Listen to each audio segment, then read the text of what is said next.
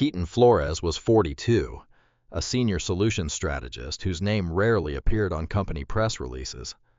Most people at Hawthorne Strategic Partners assumed he was just the quiet analyst who fixed spreadsheets nobody else understood.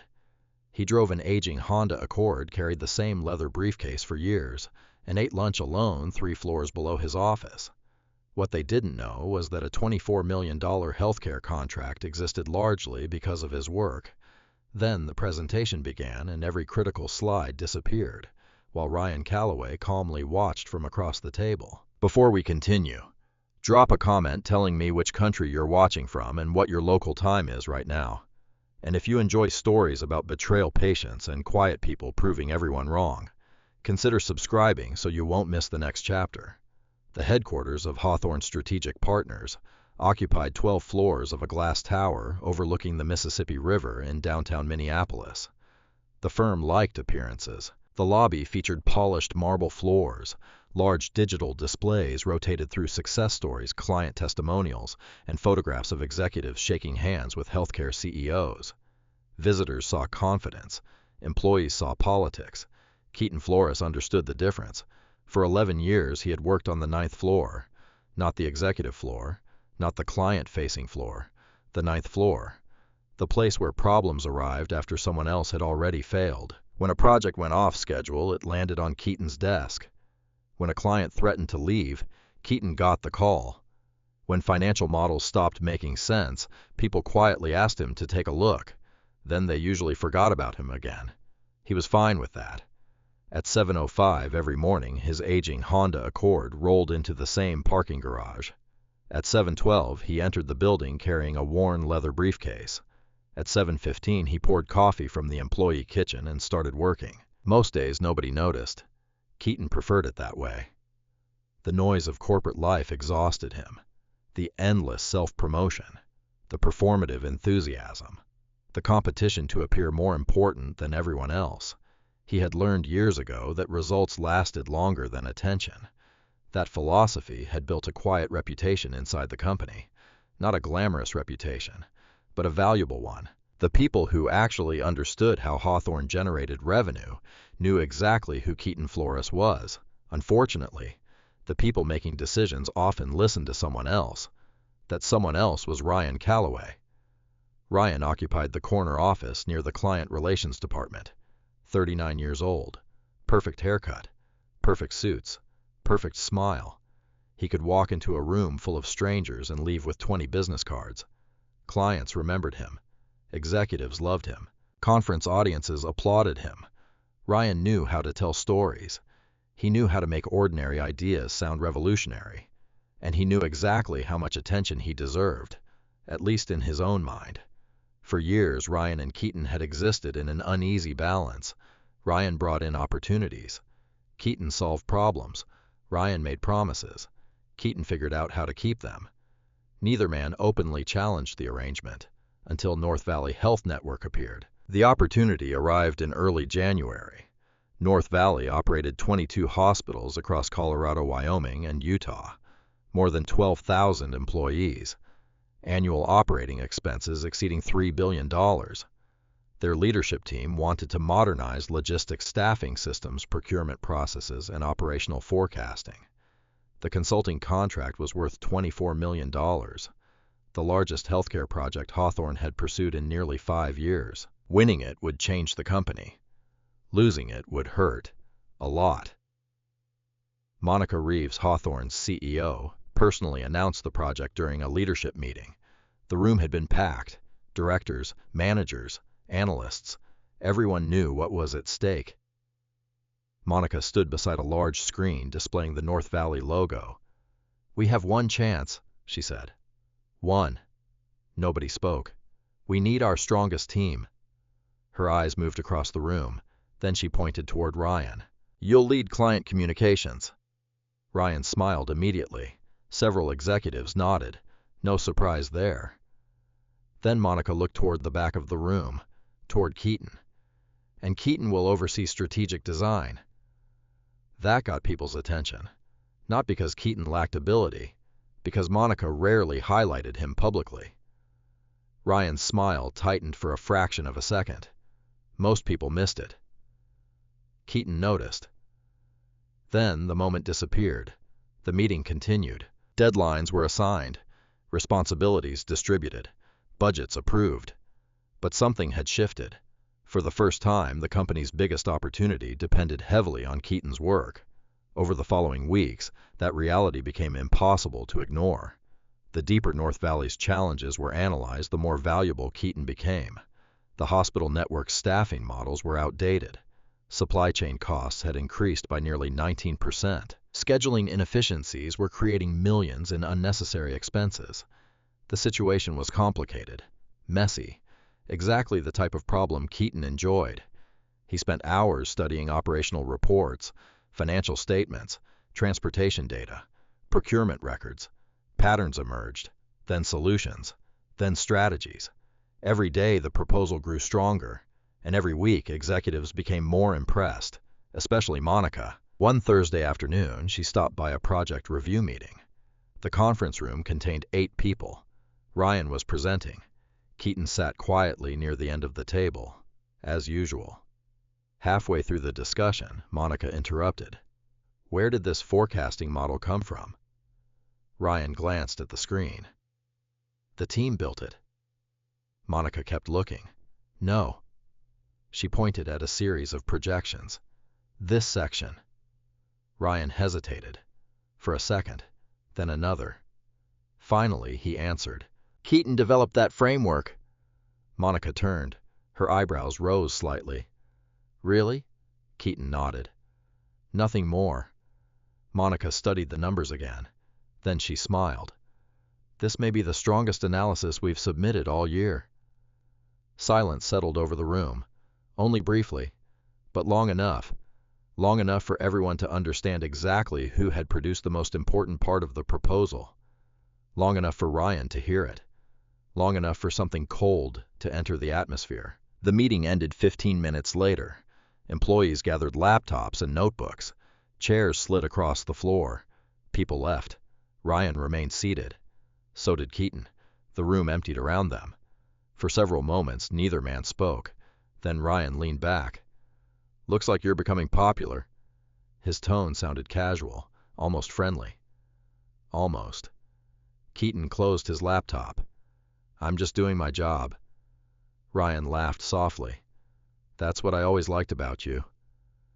Keaton looked up. Ryan's smile remained in place. Perfect. Controlled. Difficult to read. You never realize when people are paying attention. Keaton didn't respond. Ryan stood, straightened his jacket, then walked toward the door. Before leaving, he paused. The final presentation is going to be huge. Yeah, we can't afford mistakes. Keaton nodded once. No? Ryan smiled again, then disappeared into the hallway. Keaton remained alone in the conference room. Outside the glass walls, employees moved through the office. Phones rang, printers hummed, conversations drifted across cubicles. Normal sounds, normal day. Yet something felt different. Not dangerous, not yet, just different.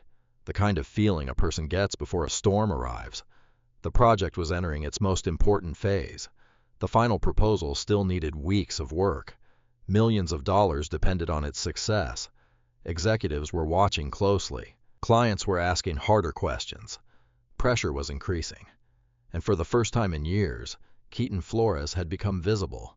That visibility would soon cost him more than he realized, because while he continued building the strongest proposal of his career, someone else had already started paying very close attention to every file he touched. By the second week of February, Keaton Flores was spending more time with North Valley Health Network's data than with almost anyone else in his life. Not because anyone asked him to, because he understood something many consultants never learned. The difference between winning a contract and keeping a contract was preparation.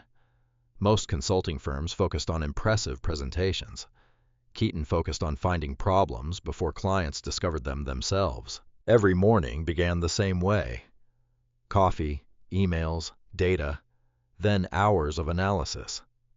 North Valley had provided thousands of pages of operational reports, hospital staffing schedules, supply chain records, vendor contracts, patient transport data, inventory reports.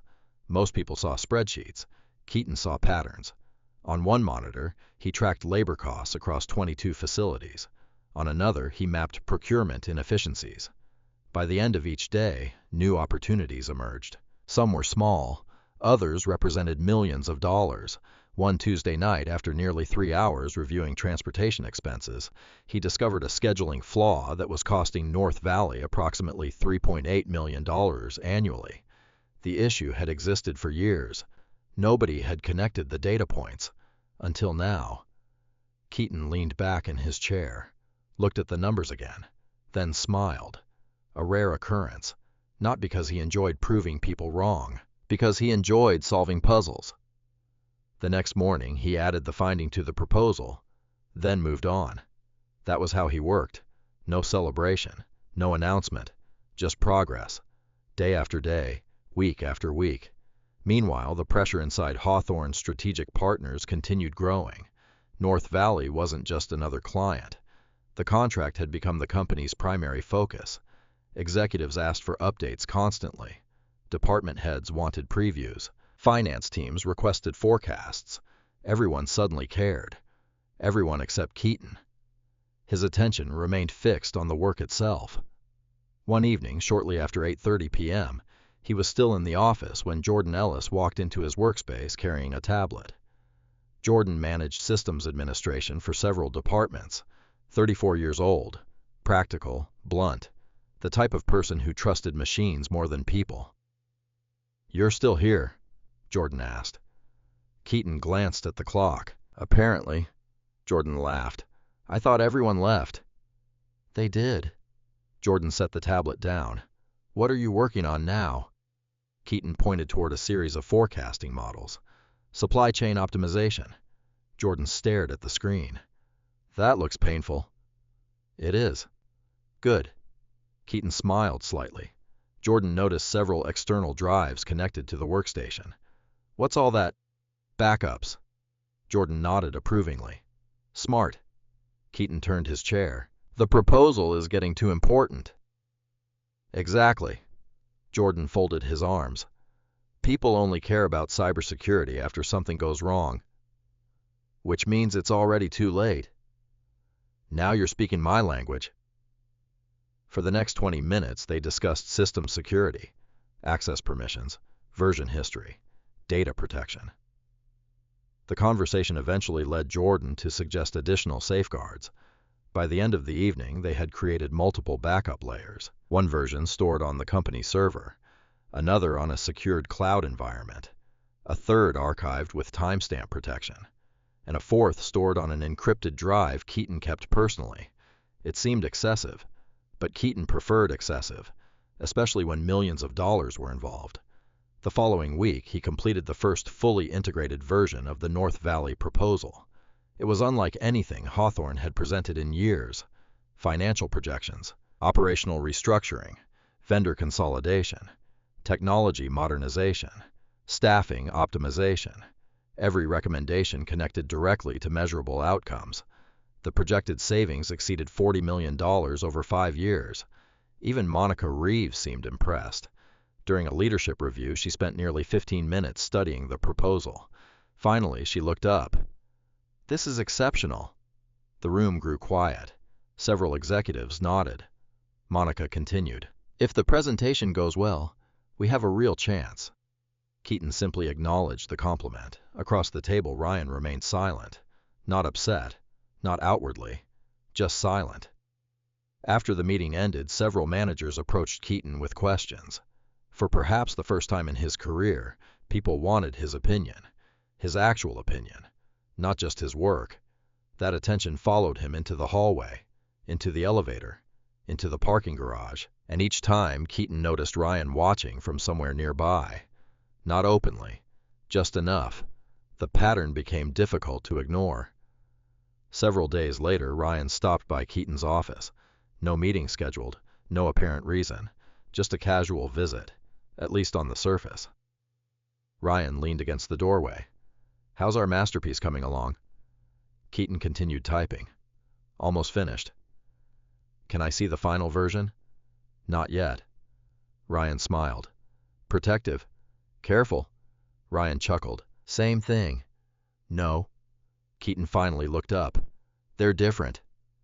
For a moment Ryan held his gaze, then shrugged. Fair enough.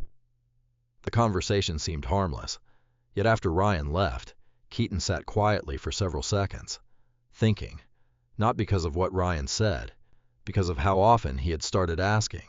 3 times during the previous week, twice this week already, always about the final file, always about access, always about timing. Perhaps it meant nothing, probably nothing.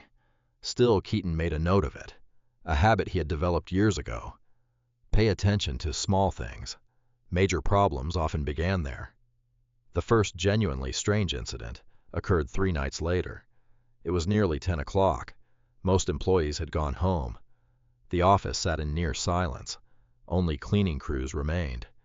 Keaton had stepped away from his desk to refill his coffee. When he returned, his monitor displayed a notification. File access request denied. He frowned. The message shouldn't have appeared. He clicked the alert. The system showed an attempted access to a restricted project folder 3 minutes earlier, while he was gone.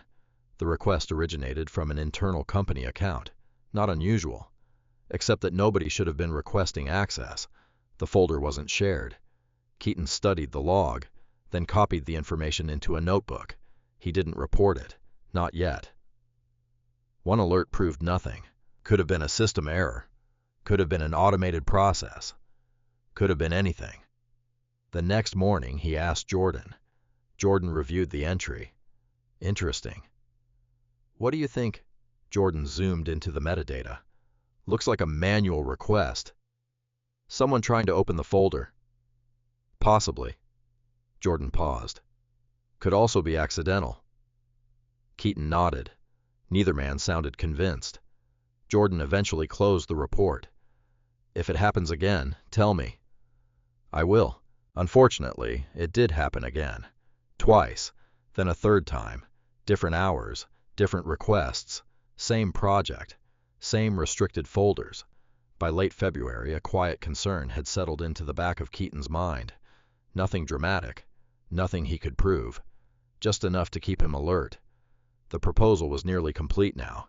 6 weeks of work, hundreds of hours, thousands of data points, and every day the project became more valuable, not only to Hawthorne, to the people inside Hawthorne. One evening, after everyone else had left, Keaton stood alone beside the conference room windows overlooking downtown Minneapolis. Snow drifted across the streets below. Traffic lights reflected off frozen pavement. The city looked calm, ordered, predictable. His phone vibrated.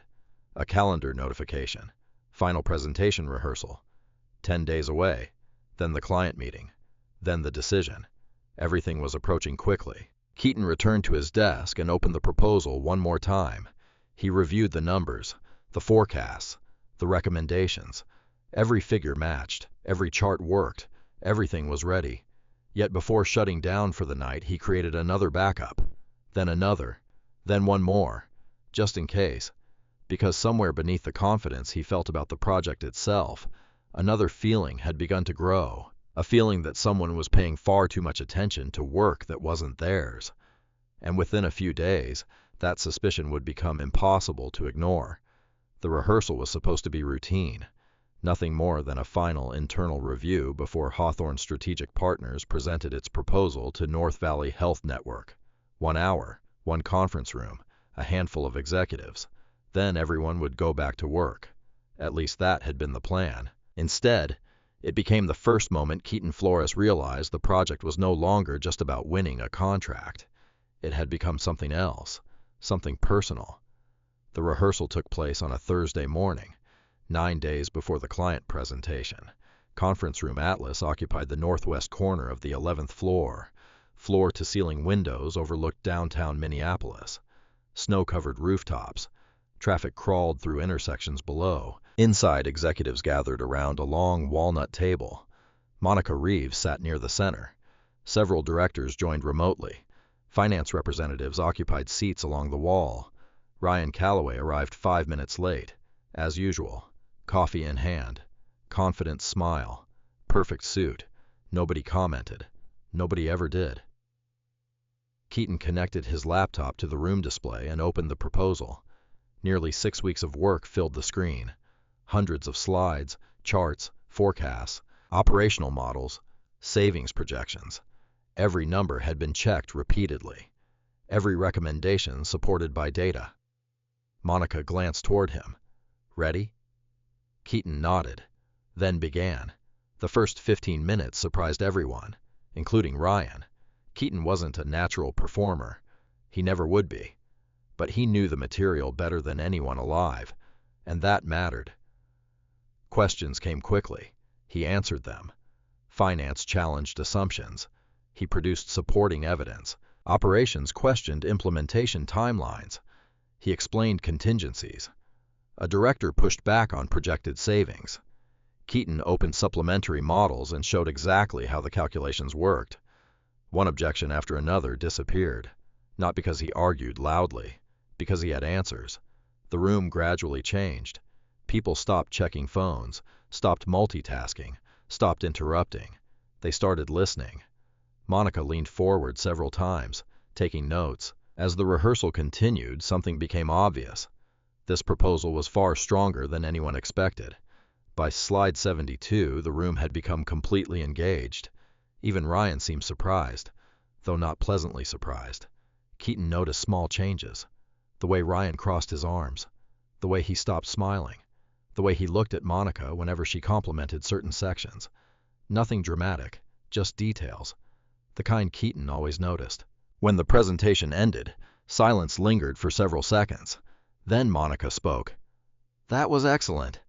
Several executives nodded immediately. One of the finance directors joined in. "Best healthcare proposal I've seen in years." Another executive agreed. "The implementation roadmap is extremely strong." The praise continued. Not excessive, but unmistakable. Most of it directed toward Keaton. For perhaps the first time in his career, he occupied the center of attention. He didn't seem comfortable there, which somehow made the moment more genuine. Monica looked toward Ryan. "What do you think?" Ryan smiled. A smooth smile. Practiced. Professional. "It's impressive." Nothing more. Just 2 words. Yet something about them felt restrained. Monica turned back to Keaton. "You should probably lead more of the client presentation than we originally planned." The room became quiet again, because everyone understood what that meant. The original plan placed Ryan at the center. Ryan would introduce the proposal, control the conversation, lead the room. Keaton would handle technical questions, a supporting role. Now Monica was suggesting something different. Ryan answered before Keaton could. "I actually have a thought about that." Monica looked at him. Ryan adjusted his tie. "The proposal is strong because Keaton built it." Nobody disagreed. "But client presentations are different." He smiled. "You want someone managing the room while Keaton focuses on answering questions." Reasonable. Very reasonable. That was the problem. Ryan's arguments were usually reasonable. Monica considered it. "So you're suggesting we keep the original structure?" Ryan nodded. "I think it's our safest option." Several people around the table seemed to agree. Keaton said nothing. Not because he lacked an opinion, because he honestly didn't care who stood in front. The objective was winning the contract. Nothing else mattered. Eventually, Monica nodded. "Fine." Ryan smiled. The tension eased, at least on the surface. The meeting ended shortly afterward. Executives filtered out. Laptops closed. Conversations resumed.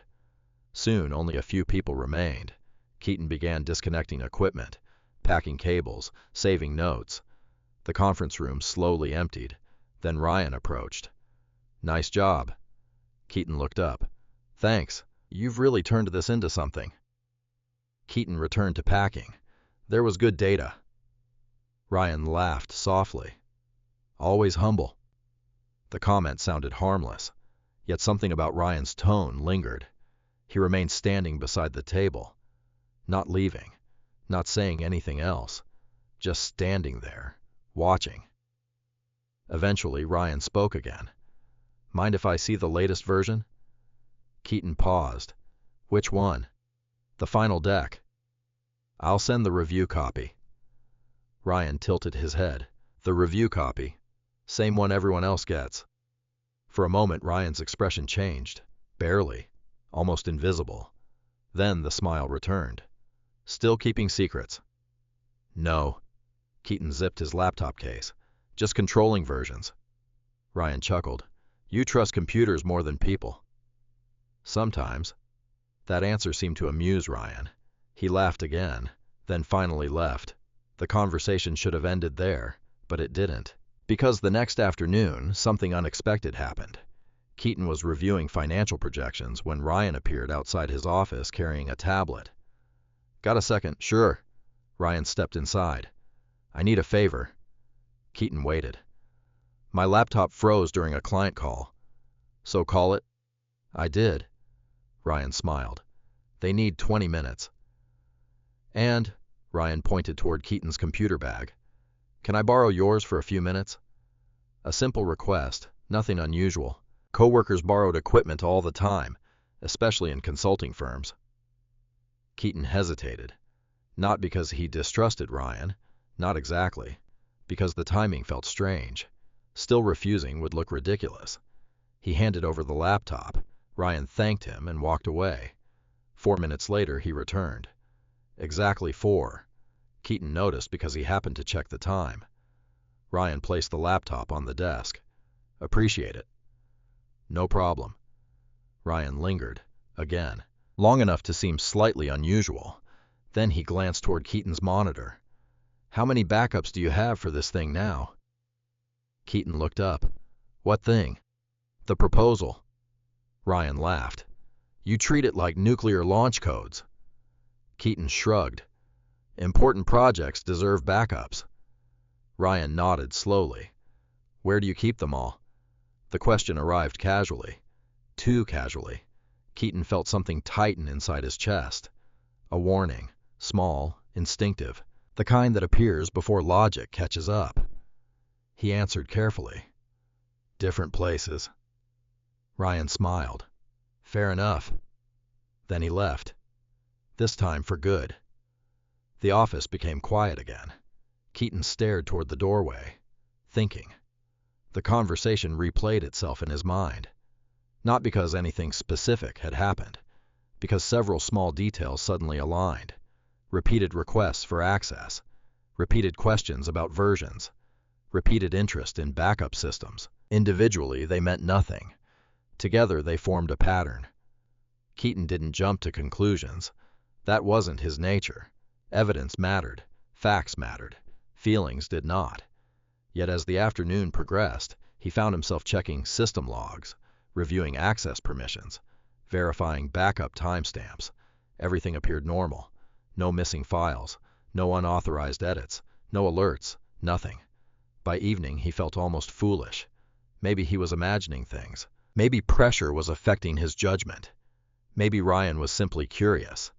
That explanation certainly sounded more reasonable. Around 7 o'clock, Keaton shut down his workstation. The office was nearly empty. Outside, winter darkness had settled across Minneapolis. He slipped on his coat, collected his briefcase, turned off the lights, then stopped. Something on his desk caught his attention. His laptop. Exactly where Ryan had returned it. Exactly as before. Yet not exactly. One of the backup folders he'd organized earlier in the week was open on the screen. Not modified. Not moved. Just open. Keaton was certain he hadn't left it that way. He stood motionless, looking at it. The folder contained nothing sensitive by itself, but it revealed something important. The structure, the locations, the organization of his backups. Most people wouldn't notice. Most people wouldn't care. Keaton did. Slowly, he closed the folder, then locked the computer. The office around him remained silent, but the uneasy feeling he'd carried for days returned. Stronger now, much stronger. And for the first time, he began wondering whether someone wasn't merely interested in the North Valley proposal. Maybe someone was actively trying to learn how to reach it. The morning of the presentation arrived cold and clear. Minneapolis had received fresh snow overnight. By 7:30, sunlight reflected off rooftops and frozen sidewalks, turning the city into a landscape of white and silver. Most people would have called it beautiful. Keaton Flores barely noticed. His attention was elsewhere. The North Valley Health Network presentation was scheduled for 9 o'clock. The Marquette Hotel had reserved one of its executive conference suites for the meeting. North Valley's leadership team had flown in from Denver the night before. By noon, Hawthorne's strategic partners would either be the front-runner for a $24 million contract or just another consulting firm that came close. There would be no second chance. Keaton arrived at the hotel shortly after 7:45, earlier than necessary, as always. The conference suite sat on the 22nd floor. Large windows overlooked downtown Minneapolis. A long, polished table occupied the center of the room. Multiple screens lined the walls. Coffee service had already been arranged. Everything appeared professional. Everything appeared ready. Keaton preferred arriving before everyone else. It gave him time to verify equipment, check connections, confirm backups, remove surprises. He connected his laptop to the presentation system, opened the proposal, tested video files, reviewed charts. Everything worked perfectly. Every slide loaded instantly. Every projection appeared exactly as expected. The presentation looked strong, stronger than ever. At 8:15, Ryan Calloway arrived. He entered carrying a garment bag and 2 phones. The confidence radiating from him filled the room before he even spoke. "Morning?" Keaton nodded. "Morning." Ryan placed his belongings on a chair. "Everything good?" "So far." Ryan glanced at the screen displaying the title slide. The corner of his mouth lifted slightly. "This is it." Keaton simply nodded. Ryan walked around the conference room, adjusting chairs, checking lighting, straightening materials. At first glance it looked helpful. Yet something about his energy felt unusual. Not nervous, not excited, almost anticipatory, like someone waiting for something. Keaton noticed it, then dismissed it. The morning already carried enough pressure. At 8:30, Monica Reeves arrived. A few minutes later, several department leaders joined. The room slowly filled. Conversations remained light. People discussed travel schedules, weather, industry news. Nothing serious. Nothing yet. At 8:52, the client delegation entered. Patricia Warren led the group, 52 years old, sharp eyes, measured movements, the kind of executive who listened more than she spoke. Behind her came Daniel Mercer, North Valley's CFO. Then Alicia Grant from legal. Several operations executives followed. Handshakes were exchanged. Introductions repeated. Coffee cups filled. The atmosphere remained professional but cautious.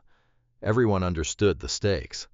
North Valley had spent months evaluating consulting firms. Only 3 finalists remained. Hawthorne was one of them. This meeting mattered. A lot.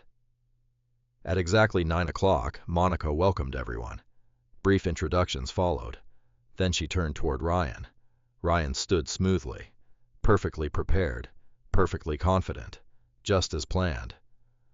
"Thank you for being here," he began. The room settled. The presentation officially started. The first few minutes went well. Very well. Ryan handled introductions naturally. The client appeared engaged. Questions were answered. Smiles appeared. The atmosphere gradually relaxed. Keaton sat quietly near the screen, waiting for his section. Everything seemed normal, until slide 14. That was where the operational forecasting model appeared. The model Keaton had spent nearly 3 weeks building. The model responsible for projecting over $40 million in savings. Ryan clicked forward. The slide appeared, and Keaton immediately knew something was wrong. Not slightly wrong, catastrophically wrong. Numbers filled the screen, but they weren't his numbers. The formatting matched, the design matched, the charts matched. The data did not. Projected savings had been reduced. Implementation costs had increased. Risk calculations were distorted. Entire assumptions had changed. For a fraction of a second, Keaton wondered if he had opened the wrong file. Then reality hit. That was impossible. He had personally loaded the presentation. He knew exactly which version had been selected. Ryan paused, just briefly, then continued speaking, trying to explain numbers that no longer made sense. Patricia frowned. Daniel looked down at his notes. Alicia exchanged a glance with another executive. The room's energy shifted instantly. Keaton felt it happen, like a pressure change before a storm. Ryan clicked forward. The next slide appeared. Things became worse. A staffing optimization chart contained contradictory projections. A cost model referenced outdated assumptions. Several supporting notes had vanished completely. Now even Ryan seemed uncomfortable. Or perhaps he was pretending to be uncomfortable. Keaton couldn't tell. The presentation continued unraveling, one slide after another, one problem after another. Then came the demonstration video, the centerpiece of the proposal, a custom visualization showing projected operational improvements over 5 years. Ryan clicked. Nothing happened. He clicked again. The screen remained black. A small error message appeared. File not found. Silence entered the room. Not complete silence, but enough. Enough for people to stop taking notes. Enough for concern to spread. Ryan tried again. Same result. The video was gone. Completely gone. Keaton's stomach tightened. That file had worked less than an hour earlier. He knew because he had tested it himself. Patricia leaned forward. Technical issue. Ryan forced a smile. Looks like it. But the confidence in his voice had weakened. Daniel crossed his arms. Alicia closed her notebook. None of them looked impressed. The presentation continued, or attempted to continue. By now, everyone in the room sensed something was wrong. The proposal felt fragmented, inconsistent, incomplete. And then the final blow arrived. The executive summary, the most important section. The section designed to tie everything together. Ryan clicked forward. The slide appeared. Blank, almost completely blank. Only a title remained. The recommendations were gone. The conclusion was gone. Months of work reduced to an empty screen. Nobody spoke. Nobody needed to. The damage was obvious. Monica slowly turned toward Keaton. Confusion filled her expression. Keaton stared at the screen, trying to understand what he was seeing, trying to understand how it was possible. Because this wasn't a corrupted file. It wasn't random damage. It wasn't software failure. Someone had altered this presentation, deliberately, systematically. The realization hit him with surprising clarity. Every damaged section targeted critical content. Every change weakened the proposal. Every missing element undermined credibility. This wasn't an accident. Ryan finally turned toward him.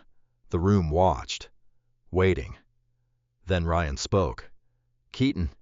His voice sounded concerned, almost sympathetic, almost. I thought you loaded the final version. The sentence landed like a hammer. Nobody moved. Nobody interrupted. The implications settled across the room immediately. Keaton loaded the file. Keaton managed the data. Keaton controlled the presentation. Therefore, the conclusion became obvious. Ryan continued. I asked yesterday whether everything had been finalized. Monica's expression darkened slightly. Patricia remained silent. Daniel looked directly at Keaton. Alicia watched carefully. The room had become a courtroom without warning. And somehow Keaton was standing at the defense table. His pulse remained steady, oddly steady. Not because he wasn't angry, because anger wouldn't help. Facts would, eventually, but not yet. He looked at the screen again, then at Ryan, then back at the screen. Something about Ryan's face caught his attention. Not fear, not surprise, not confusion. A calmness that didn't belong there. A calmness that seemed strangely prepared. And for the first time that morning, a possibility entered Keaton's mind that was even worse than sabotage itself. What if the person responsible was already sitting in the room? What if they knew exactly what had happened? And what if this disaster had unfolded exactly the way they intended? For 47 seconds, nobody spoke. The silence felt longer. Long enough for every person in the room to form an opinion. Long enough for confidence to evaporate. long enough for a $24 million opportunity to begin slipping away. The blank slide remained projected across the screen. White background, company logo, title, nothing else. Months of work reduced to empty space. Keaton Flores remained seated. His eyes stayed on the screen, not because he hoped the missing content would suddenly return, because he was studying the damage, the changes, the pattern. Every critical section had been altered. Every important supporting element had disappeared. Whoever had done this understood exactly which parts mattered. This wasn't random corruption. It wasn't software failure. It was targeted, deliberate, precise. Across the room, Ryan Calloway broke the silence. "I'm sorry, everyone." His voice sounded controlled, professional, the kind of voice people used when managing a crisis. He looked toward the North Valley executives. "Clearly we're looking at the wrong version." Then he turned toward Keaton, not aggressively, not openly, almost gently. "Keaton, can you pull up the final file?" Several heads turned. The implication sharpened. Again, Keaton was responsible for the data. Keaton managed version control. Keaton loaded the presentation. The path of blame had already been established. Monica Reeves sat perfectly still. The disappointment on her face wasn't anger. Not yet. It was uncertainty. And uncertainty was often worse, especially in business, because uncertainty invited doubt. Patricia Warren folded her hands on the table, waiting. Daniel Mercer watched quietly. Alicia Grant said nothing. The client executives had become observers, evaluators, judges. Keaton finally stood. His movements remained calm, measured, no rushing, no panic. He walked toward the laptop connected to the presentation system, opened the file directory, started checking folders. The room watched every movement. His heartbeat remained surprisingly steady. Years earlier, during his first consulting job, a mentor had given him advice. When things go wrong, move slower, not faster. People rush because they want relief. Professionals slow down because they want accuracy. Keaton remembered that lesson now. He opened another directory, then another. The presentation file remained there, exactly where it should be. The timestamp, however, immediately caught his attention. Modified. Recently. Far more recently than it should have been. His eyes narrowed slightly. There it was. Proof. Not complete proof, but enough. Enough to confirm what he already suspected. Someone had touched the file. Someone had altered it. The question was who? And when? Ryan's voice interrupted. "Can you recover it?" The question sounded helpful, supportive, concerned. Keaton recognized the performance.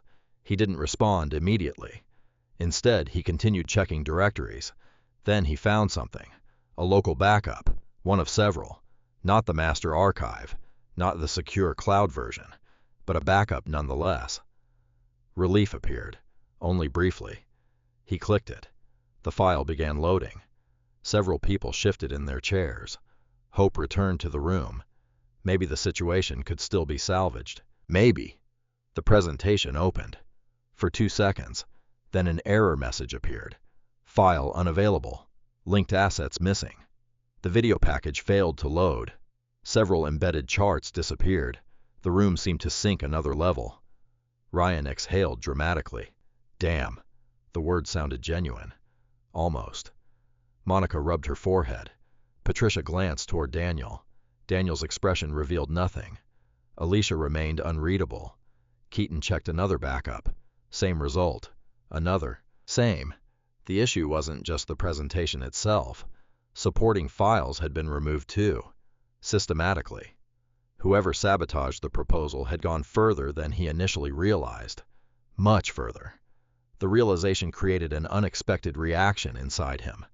Not anger. Clarity. Because random mistakes created chaos. Deliberate actions created patterns.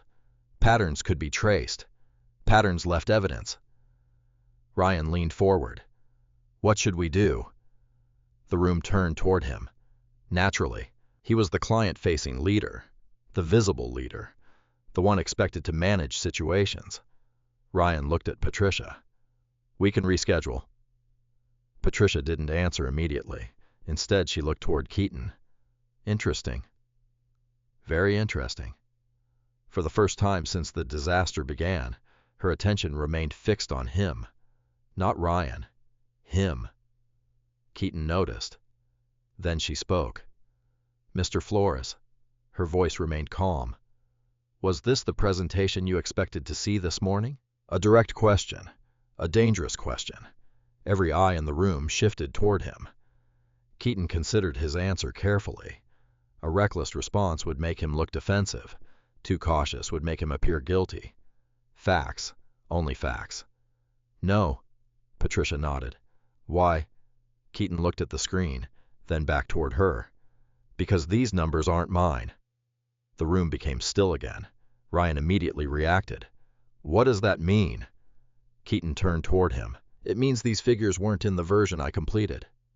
Ryan frowned. Are you suggesting someone changed them? The question arrived too quickly, almost eager. Keaton noticed. Patricia noticed too. Her expression didn't change, but her eyes sharpened slightly. Keaton chose his words carefully. I'm saying the file doesn't match the version I reviewed. Ryan spread his hands. Then what happened? No answer came, because Keaton didn't know yet, at least not enough to say it aloud, not without proof, never without proof. Monica finally spoke. Can we recover the correct version? Keaton looked at the laptop again. His mind worked through possibilities. Cloud backup, offline archive, timestamp storage, encrypted copies. Several options still existed, but not here, not now, not inside this room, and certainly not within the next few minutes. Not immediately. The answer hurt. He knew it did. Monica's shoulders lowered slightly. Ryan looked away. Patricia exchanged another glance with Daniel. The meeting had reached its conclusion. Everyone knew it. No formal announcement was necessary. The momentum was gone. Trust had been damaged. Questions had replaced confidence. A contract worth $24 million suddenly felt very far away. Patricia closed her notebook. We appreciate the effort everyone put into preparing. Corporate language, polite language, dangerous language, because it usually meant the decision had already started forming. She stood. The other client executives followed. Monica quickly rose as well. Patricia, perhaps we could schedule. Patricia offered a professional smile. We'll discuss next steps internally. Not a yes, not a no. The worst answer possible. Ryan immediately stepped forward, trying to recover something, anything. But the meeting was already ending. Business cards disappeared into briefcases. Folders closed. Coffee cups remained half full. The opportunity was walking toward the elevators, and nobody could stop it. Within minutes, the conference room emptied. The North Valley delegation left, then the executives, then most of Hawthorne's leadership. Only a few people remained. Ryan gathered materials. Monica stood near the windows, silent, thinking. Keaton disconnected cables, packed equipment, stored files. No one said much. There wasn't much to say. Eventually, Monica approached him. What happened? Her voice carried disappointment, but not accusation. Not yet. Keaton appreciated that. I don't know. Monica studied him. You really don't know? No. A pause, then another. Finally, she nodded. I need answers. So do I. Monica looked toward the screen one last time, then left. The room became quiet.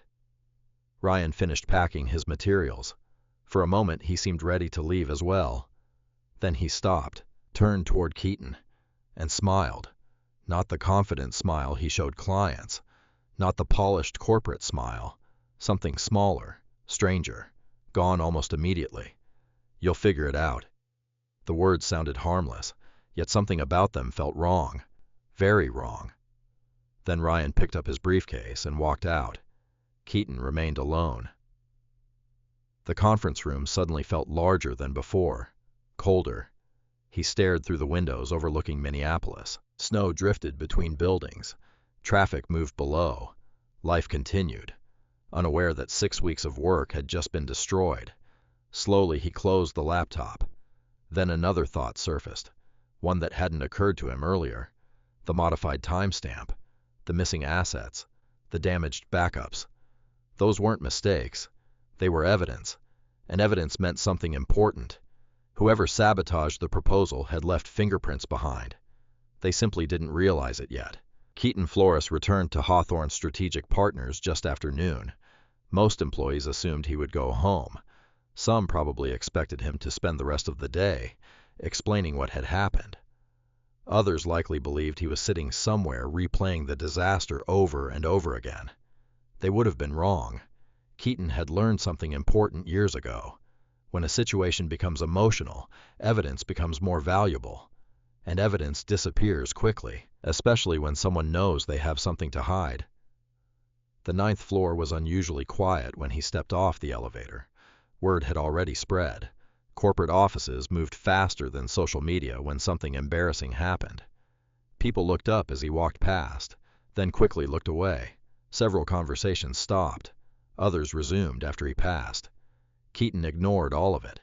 He entered his office, closed the door, placed his briefcase on the desk, then powered on his workstation. The moment the monitors lit up, he began working. Not on explanations, not on damage control, on reconstruction. The presentation failure had produced 3 important questions. Who accessed the files? When did they access them? What exactly did they change? Everything else could wait. He opened system records, version histories, cloud synchronization logs, backup archives. The process was slow, methodical. Hours passed. Outside his office window, afternoon sunlight shifted across downtown Minneapolis. Inside, Keaton barely noticed. At 2:17 p.m., he found the first anomaly. The presentation file showed modification activity late the previous evening, 11:42 p.m. His eyes remained fixed on the screen. The timestamp appeared unmistakable, 11:42 p.m. Keaton hadn't been in the office. At that hour, he had been home, helping Emma finish a science project. He remembered because she had spent nearly 20 minutes arguing that a volcano model needed more paint. The memory provided certainty. He wasn't near the file. Someone else was. The discovery didn't prove sabotage, not yet, but it established something critical. The file had been altered after Keaton finished working. He immediately began tracing the access path. Unfortunately, the results created a new problem. The modification originated from an internal guest account, not a personal employee account, not a named user. A guest profile, the digital equivalent of a mask. Keaton leaned back, thinking. That didn't happen by accident. Most employees never used guest credentials. They logged in normally. Only someone trying to avoid attribution would choose a guest profile. The realization strengthened his suspicion. Around 3 o'clock, he called Jordan Ellis. Jordan arrived 15 minutes later carrying a laptop and an expression that suggested he already knew something was wrong. He closed the office door behind him. You look like you've been staring at logs for hours. I have. Jordan sat down. Find anything? Keaton rotated one monitor toward him. Jordan studied the timestamp, then frowned. That's interesting. That's one word for it. Jordan leaned closer. Whoever touched this used a guest credential. I noticed. Jordan opened several additional diagnostic tools. His fingers moved rapidly across the keyboard. Minutes passed, then more minutes. Eventually, he stopped. His expression had changed. Not dramatically, but enough. What? Jordan exhaled slowly. Part of the access history is missing. Keaton remained silent. Jordan continued. Not hidden. Deleted. The room felt smaller. Deleted by who? I don't know. Jordan tapped the screen. But somebody cleaned portions of the logs. Keaton looked at the monitor. Deleted records, guest access, modified files. The picture was becoming clearer. Not complete, but clearer. Jordan shook his head. Normal employees don't do this. No. This looks deliberate. Yes. Jordan stared at the screen again. Do you want me to report it? The question hung between them. Keaton considered it. A formal report now would create noise, meetings, speculation, politics, and right now he lacked something essential. Proof. Real proof. Not suspicion. Not theory. Proof. No. Jordan looked surprised. No? Not yet. Jordan folded his arms. Why? Keaton answered immediately. Because whoever did this thinks they're safe. Jordan understood. A slow smile appeared. Which means they may get careless. Exactly. For the first time all day, Keaton felt something resembling confidence. Not optimism. Confidence. There was a difference. Optimism relied on hope. Confidence relied on evidence. And evidence was beginning to appear. Jordan spent another hour examining system activity. Eventually, he located something potentially useful. Security camera retention. The building maintained surveillance footage throughout common areas. Elevators, hallways, entrances, several office corridors, not every location, but enough.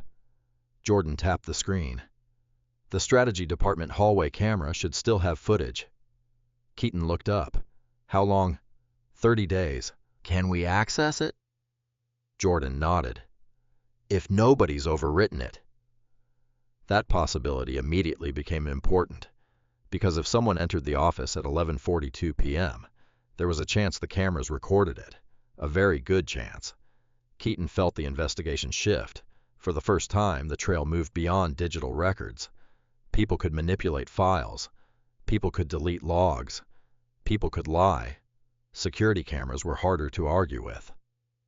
Jordan stood. I'll see what I can pull. Don't make it obvious. Jordan smirked. When have I ever made anything obvious? Fair point. After Jordan left, Keaton returned to the data. More questions emerged. Who had access to the office that late? Who knew enough about the project to target critical slides? Who understood where backups were stored? The list wasn't large. That realization bothered him, because the answer kept circling back toward the same small group of people. People he worked with. People he trusted. People who understood exactly how important the North Valley proposal had become. At 5:40 p.m., his phone vibrated. Monica Reeves. Keaton answered immediately. Hi, Monica. Her voice sounded tired. Do you have any answers? Not hello, not how are you. Straight to business. Understandable. No. A pause. Then, nothing. Not enough. Monica exhaled. The sound carried frustration, not directed at him specifically, directed at the situation. North Valley hasn't responded. Keaton remained quiet. They canceled tomorrow's follow-up call. That wasn't good. Not good at all. The silence stretched. Finally, Monica spoke again. I need to know whether this was negligence. There it was. The real question. The dangerous question. Keaton answered carefully. I don't believe it was. Monica waited. And I believe someone accessed the files after I completed them. Several seconds passed. Can you prove that? No, not yet. Another pause. Longer this time. Then Monica said something unexpected. I hope you're right. Keaton frowned slightly. Why? Her answer came immediately. Because if you're wrong, we're probably losing a $24 million client. The call ended shortly afterward. Keaton sat quietly, thinking. Outside darkness settled over Minneapolis. Employees gradually left for the evening. Lights switched off across the floor. One by one. Soon, most of the office stood empty. Yet Keaton remained, reviewing, cross-checking, documenting. Hours later, as he prepared to leave, an email notification appeared. Sender Jordan Ellis. Subject Camera Archive. Keaton opened it immediately. Only 3 sentences appeared. Found something. Not enough yet. You should come in early tomorrow. Keaton read the message twice, then a third time. His pulse increased slightly. Not from excitement, from certainty. Jordan had found something. Something important enough not to discuss over email. something important enough to wait until morning. Keaton shut down his computer, collected his belongings, locked the office. As he walked toward the elevators, the building felt unusually quiet, the kind of silence that appears before a truth emerges. And for the first time since the presentation collapsed, he felt certain about one thing. The person responsible had made a mistake. Maybe a small mistake. Maybe a careless mistake. But somewhere inside the evidence, they had left something behind. And tomorrow, Keaton intended to find it. Keaton Flores arrived at the office before sunrise. The streets of downtown Minneapolis were still dark. Snowplows moved slowly through intersections. Storefront lights remained off. Most of the city was asleep. Keaton preferred it that way. Silence made thinking easier. At 6:18 a.m., he stepped off the elevator onto the 9th floor and immediately saw Jordan Ellis waiting outside his office. Jordan was holding a tablet. No coffee, no casual greeting, just the tablet. That alone told Keaton something important. "Morning," Keaton said. Jordan handed him the device. "Look at this." No explanation, no build-up. Keaton tapped the screen. Security footage appeared. Black and white hallway video. Timestamp visible in the corner. 11:36 p.m. The night before the presentation. The camera overlooked the strategy department corridor. Nothing happened initially. An empty hallway, closed office doors. Silence. Then movement appeared. A figure entered the frame. Keaton watched carefully. The person wore a dark coat, baseball cap, head lowered, not enough to identify someone immediately. The figure stopped near the strategy offices, then removed an access badge. Jordan zoomed in. The image sharpened slightly. Not perfect, but better. Keaton stared at the screen. The figure swiped into the secured area, 11:37 p.m., 1 minute before the file modification timestamp. Neither man spoke. The footage continued. The figure disappeared into the restricted hallway, then reappeared 13 minutes later, 11:50 p.m. The person exited, looked both directions, then walked away. Jordan finally broke the silence. "Thoughts?" Keaton replayed the footage, again, then again. The walk, the posture, the height. Something seemed familiar. Not enough. Yet. "Can we identify the badge?" Jordan nodded. "Already working on it." Keaton handed back the tablet. For the first time since the presentation disaster, tangible evidence existed. Not proof, not yet, but evidence. A real person had entered the restricted area. A real person had been present during the exact window when the files were modified. That mattered. A lot. Jordan followed him into the office, closing the door behind them. "There is another problem." Keaton looked up. "What?" Jordan hesitated. "The badge used wasn't assigned to the person who normally carries it." That got his attention. "What do you mean?" Jordan opened another report. "It belongs to facilities." Keaton studied the information. Badge owner Victor Hammond. Facilities supervisor. Age 62. Worked in the building for nearly 20 years. Completely unrelated to the North Valley project. Completely unrelated to strategy. Completely unrelated to anything that mattered here. "Did Victor enter the building?" Jordan shook his head. "No." "So someone borrowed it? Or took it?" The situation had just become more complicated and more deliberate. Whoever entered the office knew enough to avoid using personal credentials. That required planning, preparation, forethought, not panic, not impulse. Planning.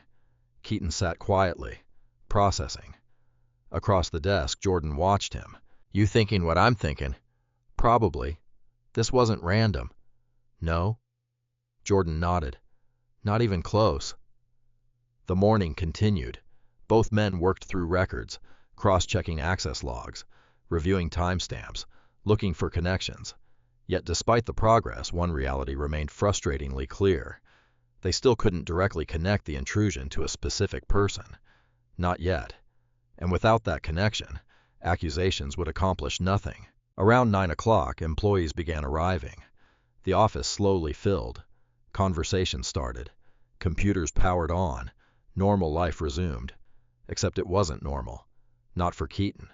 Because as soon as people noticed him, subtle changes appeared. People avoided eye contact.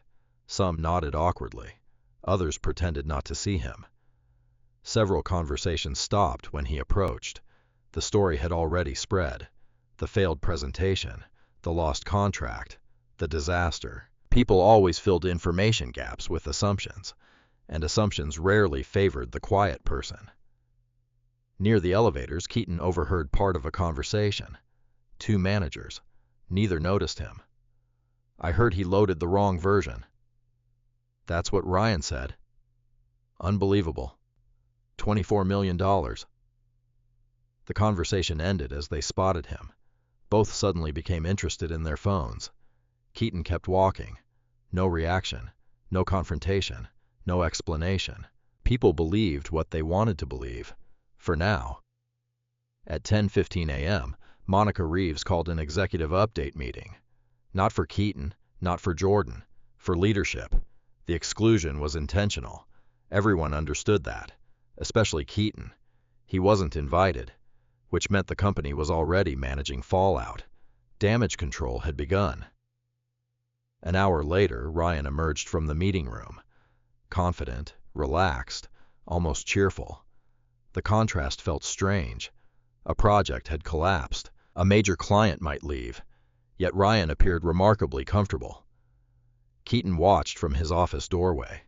Ryan stopped near a group of managers. Several people gathered around him, listening, nodding. One even laughed. Keaton couldn't hear the conversation, but he didn't need to. The image itself told a story. Ryan was controlling the narrative. The loudest voice usually did, especially when facts were still incomplete. Jordan noticed too. Interesting. Keaton remained silent. Jordan leaned against the doorway. "He doesn't seem very worried." "No. You'd think he would." "Maybe." Jordan studied Ryan from across the floor, then looked back at Keaton. What if he already knows he's safe? The question lingered. Neither man answered, because both understood its implications. Around noon, Keaton received another email from Monica. Short, direct, 3 sentences. Need written explanation by end of day. Board wants documentation. Please prioritize. No greeting. No discussion. Just documentation. Keaton read it twice, then minimized the message. He wasn't offended. Monica had responsibilities. Investors, executives, directors. She needed paperwork. The problem was that paperwork couldn't reveal the truth. Evidence could, and evidence was still incomplete. The rest of the afternoon passed quietly. Keaton worked. Jordan investigated. The office continued whispering. By 3 o'clock, another important discovery appeared. Not from security footage, from the backup archives. Keaton opened an encrypted storage drive he maintained personally, a precaution he rarely discussed, one of many habits developed over years of consulting. The archive contained time-stamped snapshots of major projects. Normally, he only used them during technical emergencies. Today qualified. He searched for the North Valley proposal. Several versions appeared. One caught his attention immediately. Created 2 days before the presentation. Protected timestamp. Untouched. He opened it. The complete proposal appeared. Perfect. Every chart, every recommendation, every projection, everything intact. Keaton leaned back slowly. There it was. Proof that the damaged presentation wasn't the original. Proof that another version existed. Proof that his work had been altered afterward. Not enough to identify the culprit, but enough to establish sabotage. A significant step forward. His phone buzzed. A text message from Emma, his 14-year-old daughter. How bad was work today? Keaton stared at the screen, then smiled faintly. The first genuine smile in nearly 48 hours. He typed back, "Still working on it. You okay?" The response arrived immediately. Always. Teenagers usually answered parents eventually. Emma answered instantly. Science test went good. Are you coming home for dinner? Keaton paused, then typed, wouldn't miss it. The exchange lasted less than 30 seconds, yet it changed something. Perspective. The office drama, the politics, the accusations, all of it mattered, but not as much as people imagined. At 5:45 p.m., he finally shut down his workstation, collected his belongings, prepared to leave. Before stepping into the hallway, he glanced across the office. Ryan was still there, standing beside several executives, laughing, talking, completely comfortable, as if nothing threatened him, as if the story had already ended. Keaton watched for a moment, then looked away. Because the story wasn't over, not even close. He now possessed evidence the presentation had been altered. Security footage showing an unauthorized late-night entry, a stolen access badge, an untouched original archive. The pieces were beginning to align, slowly, methodically, exactly the way Keaton preferred, and somewhere inside those pieces a single answer still waited. A name, a face, a person, someone who believed they had gotten away with everything, someone who still didn't realize the client meeting wasn't the only thing being reviewed anymore. The call came at 7:14 the next morning. Keaton Flores was standing in his kitchen, coffee brewing, toast cooling on a plate, Emma upstairs getting ready for school. The phone vibrated across the counter. Unknown number, Colorado area code. For a moment he considered letting it go to voicemail. Then he answered. Keaton Flores. A brief pause followed, then a woman's voice, calm, controlled, professional. This is Patricia Warren. Keaton immediately straightened. The chief operating officer of North Valley Health Network, the woman who had sat across from him during the disastrous presentation, the woman whose opinion could determine the future of a $24 million contract. Good morning. Good morning, Mr. Flores.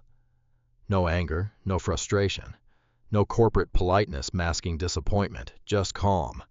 That alone caught his attention. Most executives would have delegated this call. Patricia hadn't. I'm sorry to call so early. That's all right. Another pause, long enough for Keaton to realize she was choosing her words carefully. Then she spoke. I have a question. I'm listening. The presentation we saw Tuesday morning. Keaton waited. Was that really your work? The question landed unexpectedly, not because it was offensive, because it wasn't. If Patricia believed he had simply failed, she wouldn't be calling. She would have moved on. The fact that she was asking meant something else, something important. Keaton answered honestly. No. Patricia didn't sound surprised. I didn't think so. Keaton remained silent, allowing her to continue. People often revealed more when they weren't interrupted. Patricia sighed softly. There were too many inconsistencies. Now Keaton's attention sharpened. Patricia continued. The financial assumptions contradicted the operational models. The implementation sequence didn't match the staffing projections. The risk calculations were inconsistent. She paused. That's not normal. No, it wasn't. Not for work produced by Keaton. Patricia had noticed, apparently more than he realized. The conversation shifted, not toward blame, toward curiosity. And curiosity could be dangerous, or useful, sometimes both. What made you call? Keaton asked. Another pause, then Patricia answered. Because Tuesday wasn't the first unusual thing that happened. Keaton felt something tighten in his chest. What do you mean? The silence lasted slightly longer this time, as though Patricia was deciding how much to reveal. Finally, she spoke. 4 days before the presentation, I received an email. Keaton stared through the kitchen window. Snow drifted outside. Traffic moved slowly along the street. His focus remained entirely on her next words. What kind of email? Anonymous. Now everything inside him became still, completely still. Patricia continued. The sender claimed you weren't qualified to lead the project. Keaton said nothing. The message suggested your analysis contained major errors. Another pause. It encouraged us to pay closer attention during the presentation. Keaton closed his eyes briefly. Not from frustration, from confirmation. Someone had been working against him before the meeting even began. The sabotage hadn't started with the slides. It had started days earlier, perhaps longer. The realization changed everything. Patricia's voice remained calm. I receive strange emails occasionally. I'm sure. Most of them are worthless. But not this one. No, Patricia continued. The timing bothered me. Keaton understood why. Anonymous warnings arriving before a major presentation were not common, especially when the presentation then collapsed exactly as predicted. Too convenient. Far too convenient. What happened to the email? Patricia answered immediately. I saved it. Interesting. Very interesting. Keaton walked toward the dining table and sat down. His coffee remained untouched. What exactly did it say? Patricia summarized the contents. The sender claimed Keaton had made critical forecasting errors, claimed he was hiding weaknesses in the proposal, claimed Hawthorne leadership trusted him too much. The language sounded professional, specific, detailed, not the work of a random outsider, someone familiar with the project, someone familiar with Keaton, someone trying to undermine credibility before the meeting ever occurred. When Patricia finished speaking, silence settled between them. Neither person rushed to fill it. Finally, she spoke again. Do you believe someone altered your presentation? The question arrived directly. No corporate language, no careful phrasing, just the question. Keaton answered truthfully. Yes. Patricia didn't sound shocked. Can you prove it? Not yet. Another pause. Then, do you think you'll be able to? That question mattered, because it revealed something. Patricia wasn't calling to close the door. She was calling to see whether it should remain open. Keaton chose his answer carefully. I think evidence exists. That's not what I asked. Interesting. Very interesting. Patricia wasn't interested in vague optimism. She wanted certainty, or as close as possible. Keaton appreciated that. He respected people who valued facts. I believe I'll find the truth. Patricia remained silent for several seconds. Then she surprised him. Good. Keaton frowned slightly. Good. That wasn't the response he expected. Patricia continued, because I don't like unanswered questions. Neither did he. Especially when $24 million are involved. That part was hard to argue with. The conversation moved in a direction Keaton never anticipated. Patricia explained that North Valley's leadership team had reviewed notes from the presentation. Several concerns emerged, not only regarding the technical failures, regarding behavior. Specific behavior. Questions asked. Comments made. Interactions observed. Apparently, Patricia wasn't the only person who felt something was wrong. Daniel Mercer had expressed concerns too. So had Alicia Grant, the legal executive, the people least influenced by presentation style, the people most influenced by inconsistencies. That mattered. A lot. Eventually, Patricia asked another question. If you had the opportunity to present the actual proposal, could you? Keaton answered immediately. Yes. No hesitation, no uncertainty, because he knew the proposal. Every page, every number, every recommendation. Patricia seemed satisfied. Good. Then she added something unexpected. I'd like to see it. The kitchen suddenly felt very quiet. Keaton leaned back slightly, not because he was surprised, because he was calculating. A private presentation could help, or it could create new problems. Politics, liability, contract issues, corporate complications. Patricia anticipated the concern. This would not be an official selection meeting. Understood. It would simply be an information review. Keaton thought for a moment, then answered, If we do this, I want the right people present. Patricia sounded curious. Meaning, legal. Alicia. Yes. Patricia considered it. Who else? Procurement. Another pause. Why? Because procurement cared about evidence, because procurement cared about process. Because procurement cared about facts, not personalities. Keaton answered simply, because transparency matters. Patricia's response came quickly. I agree. The conversation continued for another 15 minutes. Details, scheduling, participants, logistics. Nothing official. Nothing documented as a formal presentation. Yet by the time the call ended, one thing had become clear. The door wasn't closed. Not yet. North Valley hadn't made a final decision. The contract still lived. Barely. But it lived. After the call ended, Keaton remained seated at the kitchen table, thinking. Emma eventually appeared carrying her backpack. You okay? Keaton looked up. Yeah. She studied him. Teenagers often noticed more than adults realized. You don't look okay. A small smile appeared. Work stuff. The bad kind. Maybe. Emma nodded, then shrugged. You always figure things out.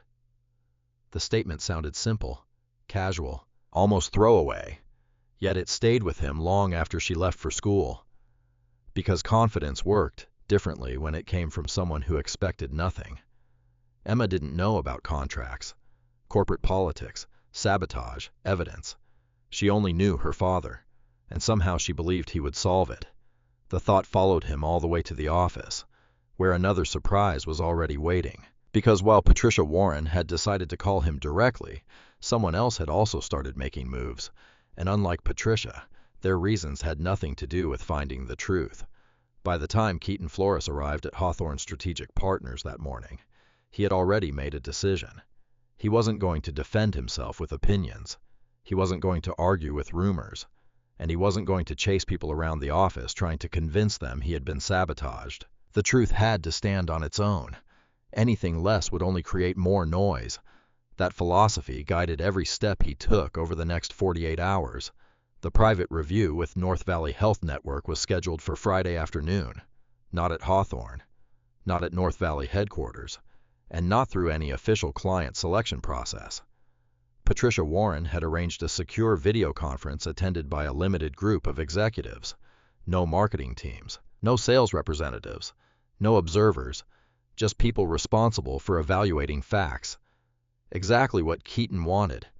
In the days leading up to the meeting, he prepared carefully. Not dramatically, not emotionally. Carefully. Every recommendation inside the proposal was reviewed again. Every financial model was validated. Every assumption rechecked.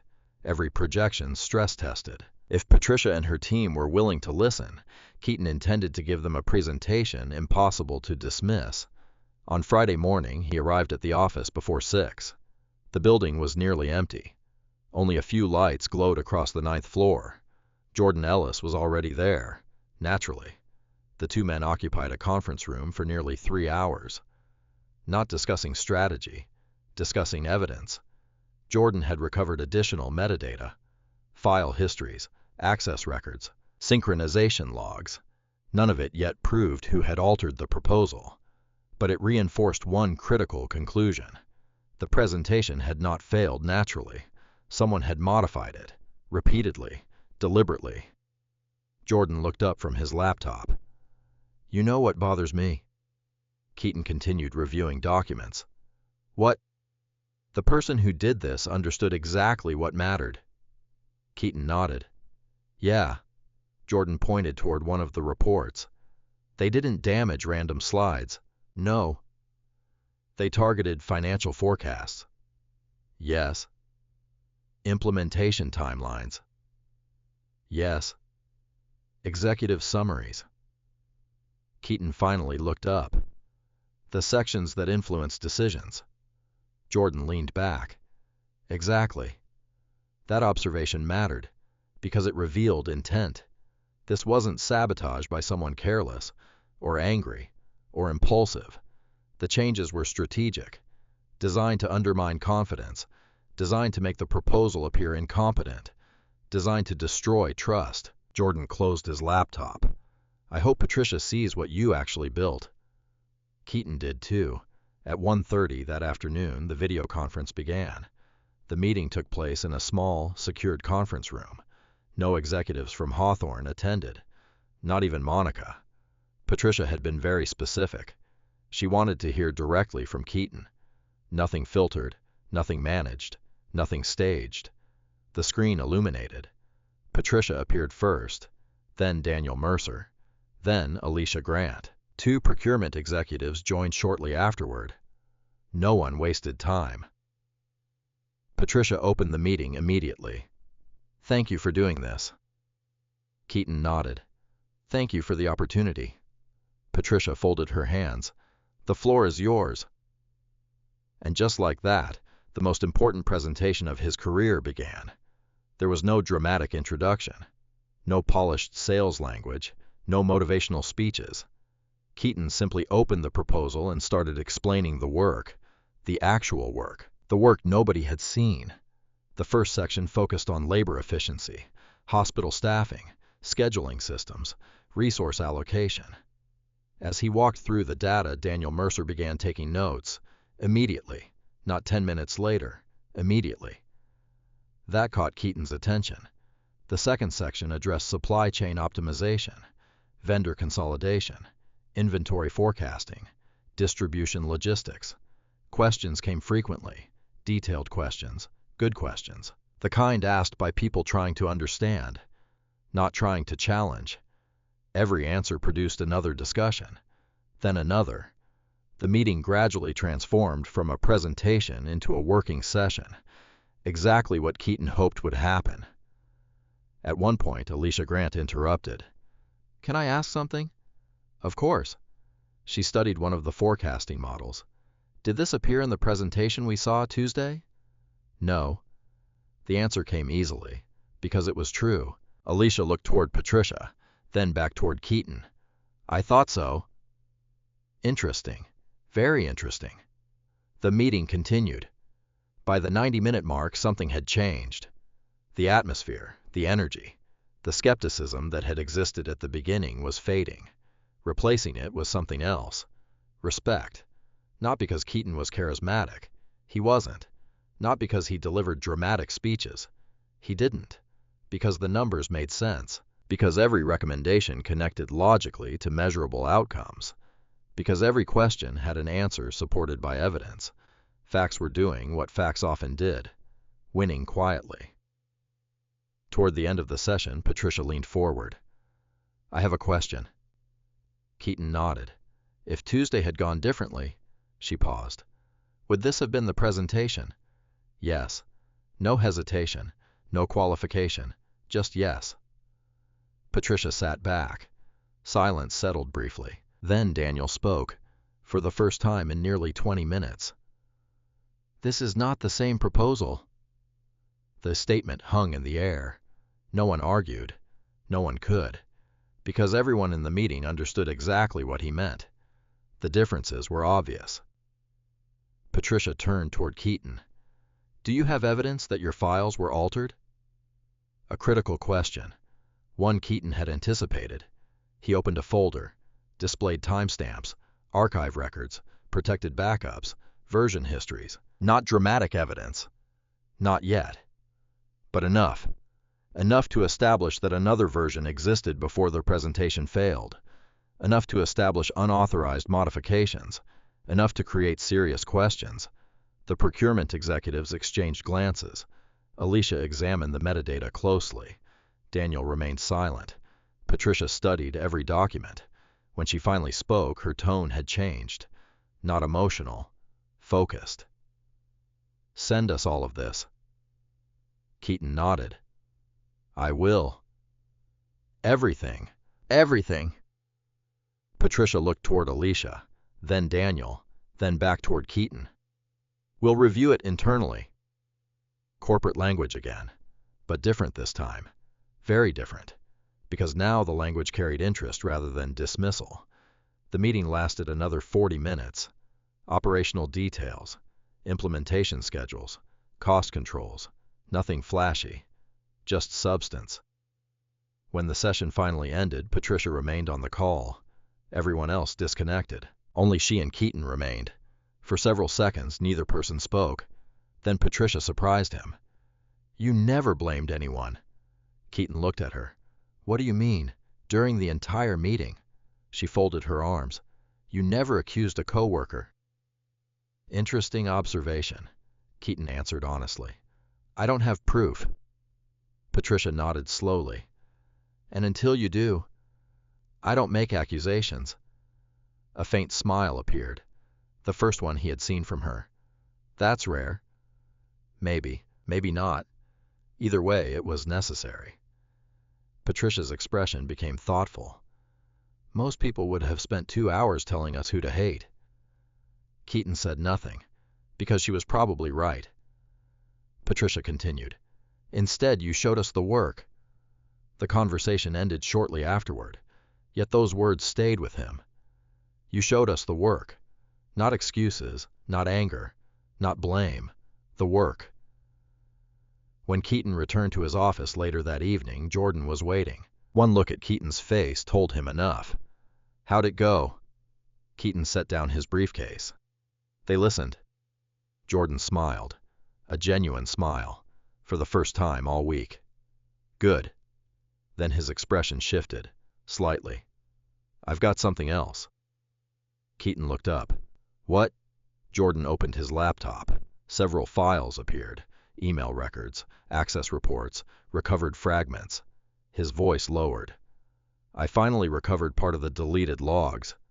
Keaton stepped closer. Jordan pointed at the screen. A username appeared. Not a full identity. Not yet. But enough to narrow the list dramatically. Enough to point toward a very specific department. And enough to make Keaton realize that the person responsible might be much closer than either of them initially believed. Jordan Ellis wasn't smiling anymore. The expression had disappeared the moment he opened the recovered logs. Now he sat in the conference room staring at his laptop while Keaton stood beside him. Outside the glass walls, most employees had already gone home. The office lights reflected against dark windows overlooking downtown Minneapolis. Friday evening, nearly 7 o'clock. The building felt half empty, quiet, the kind of quiet that often arrived before something important. Jordan zoomed into the report. A series of recovered system entries appeared, not complete records, fragments, pieces rescued from deleted logs. But sometimes fragments mattered more than complete stories, because people usually deleted the parts they feared most. Keaton studied the screen. A username appeared, partially recovered. Not enough to identify a specific individual, enough to identify a department. Client relations. Keaton felt his jaw tighten slightly. Client relations. Ryan's department. Not proof, not yet, but certainly not coincidence. Jordan tapped another section. There's more. Keaton remained silent. Jordan continued. The guest account used to access your files wasn't created from the strategy floor. Where? Client relations. The room became very still. Keaton looked at the timestamp, then another, then another. Every trail seemed to move in the same direction. Client relations. The department responsible for managing customer relationships. The department Ryan controlled.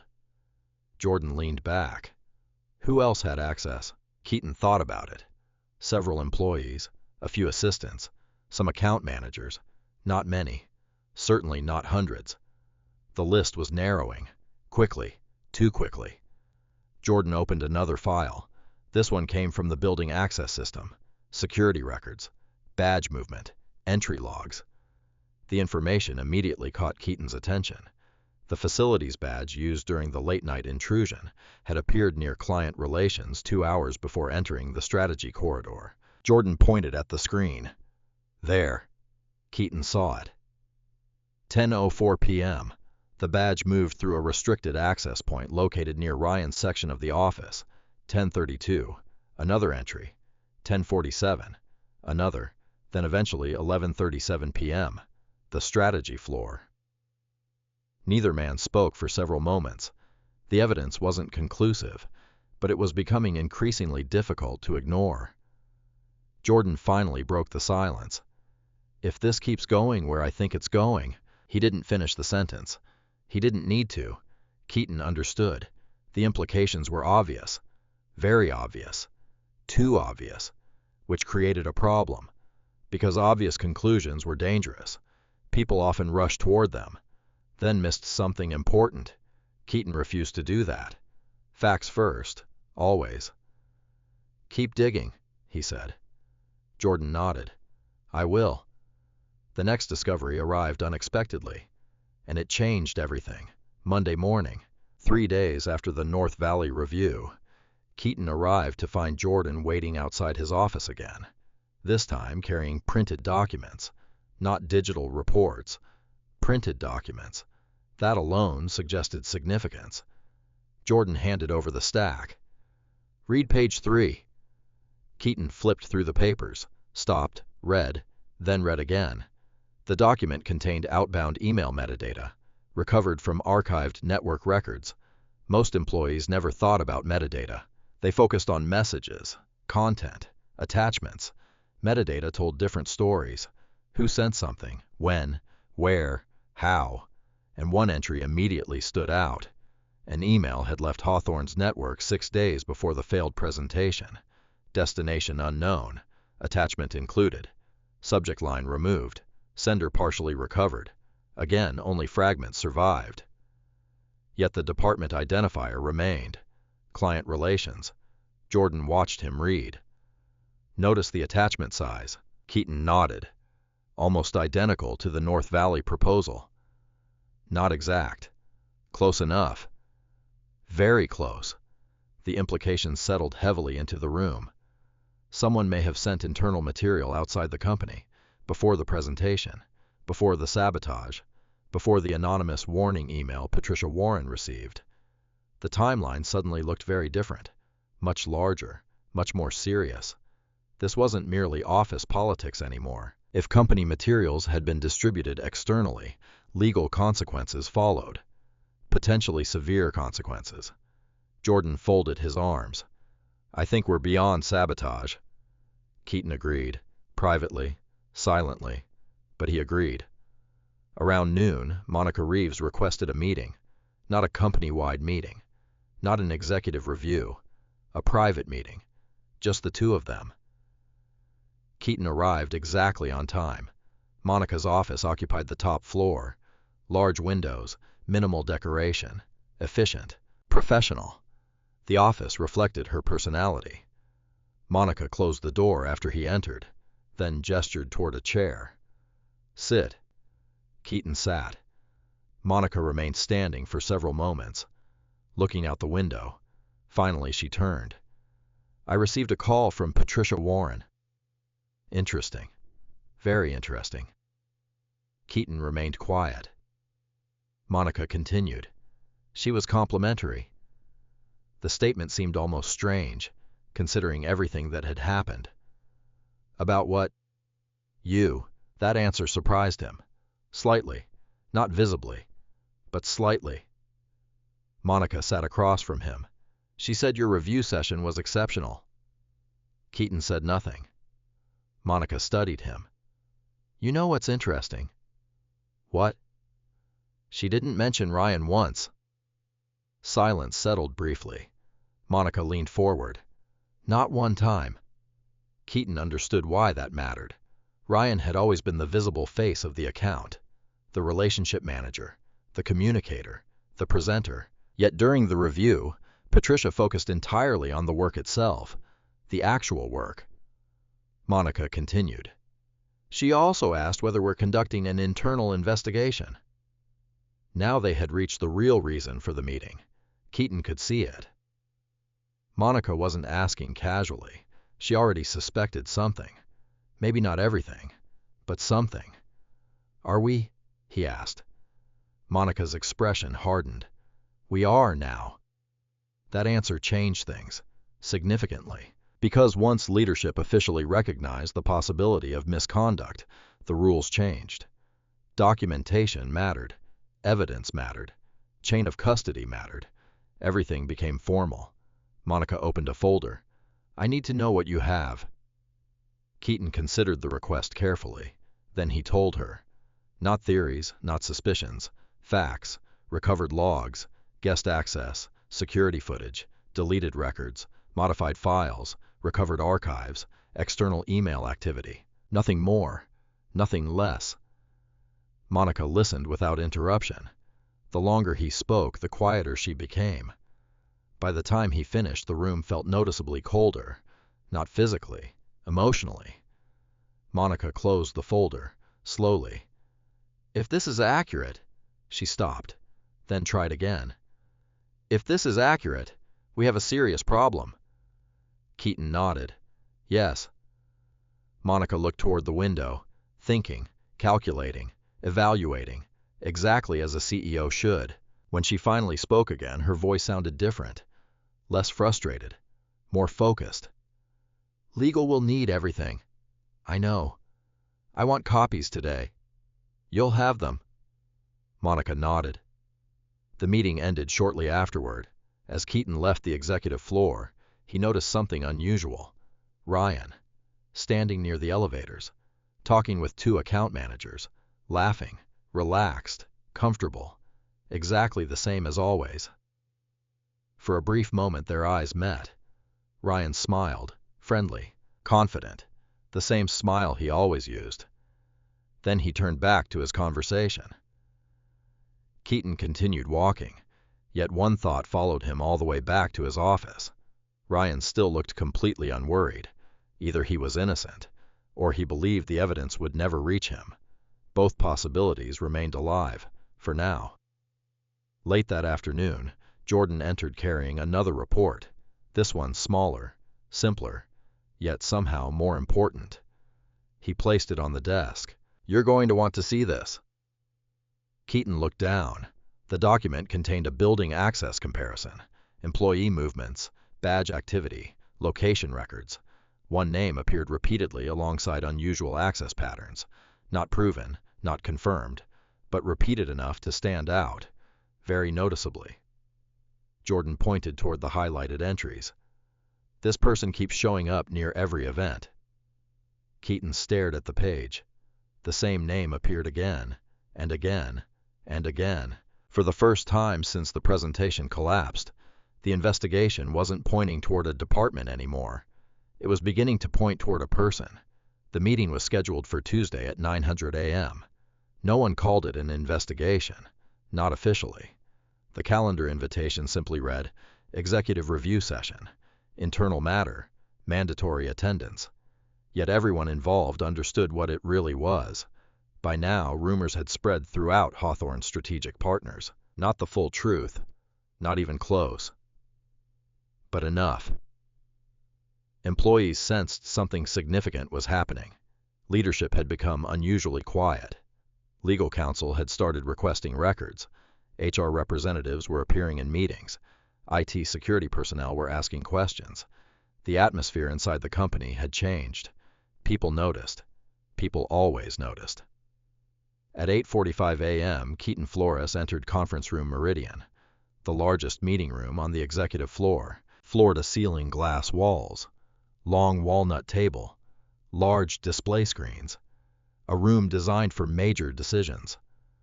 The room was already partially occupied. Monica Reeves sat at the head of the table. Beside her sat Hawthorne's General Counsel, Thomas Bennett. Across from him was HR Director Karen Walsh. Several executive leaders occupied other seats. Jordan Ellis sat near the far end, a laptop open in front of him. Multiple files prepared. Everything looked organized, deliberate, professional, exactly the way Keaton preferred. 5 minutes later, Ryan Calloway entered. Perfect suit, perfect smile, perfect confidence, at least initially. He greeted several executives, took a seat, then glanced toward Keaton. The smile remained, though slightly smaller than before. Something had changed. Not fear, not yet, but caution. The room gradually filled. At exactly 9 o'clock, Monica closed the door. The sound echoed softly. Then silence settled. No one spoke immediately. The tension didn't need words. It was already present. Monica finally broke the silence. Thank you for being here. Her voice was calm, measured, professional. The tone of someone who already knew this conversation would not be pleasant. She folded her hands. We are here to review events surrounding the North Valley Health Network presentation. Nobody moved. Nobody interrupted. Monica continued. Specifically, we are reviewing evidence suggesting unauthorized access to company materials. The room grew noticeably quieter. Ryan remained perfectly still. Thomas Bennett opened a folder. Karen Walsh adjusted her glasses. Jordan looked at his laptop. Keaton simply listened. Monica turned toward Jordan. Let's begin. Jordan connected his computer to the room display. The first slide appeared. Not flashy, not dramatic. A timeline, dates, times, access events, simple facts, exactly how evidence should look. Jordan began walking everyone through the sequence. The original proposal creation, the backup archives, the unauthorized late-night access, the modified timestamps, the deleted logs. Nothing sensational, just information, one fact after another. As the presentation continued, expressions around the table slowly changed. Confusion, concern, discomfort. Several executives exchanged glances. Others took notes. Nobody looked relaxed anymore. Jordan eventually displayed the first major piece of evidence: security footage. The room watched silently.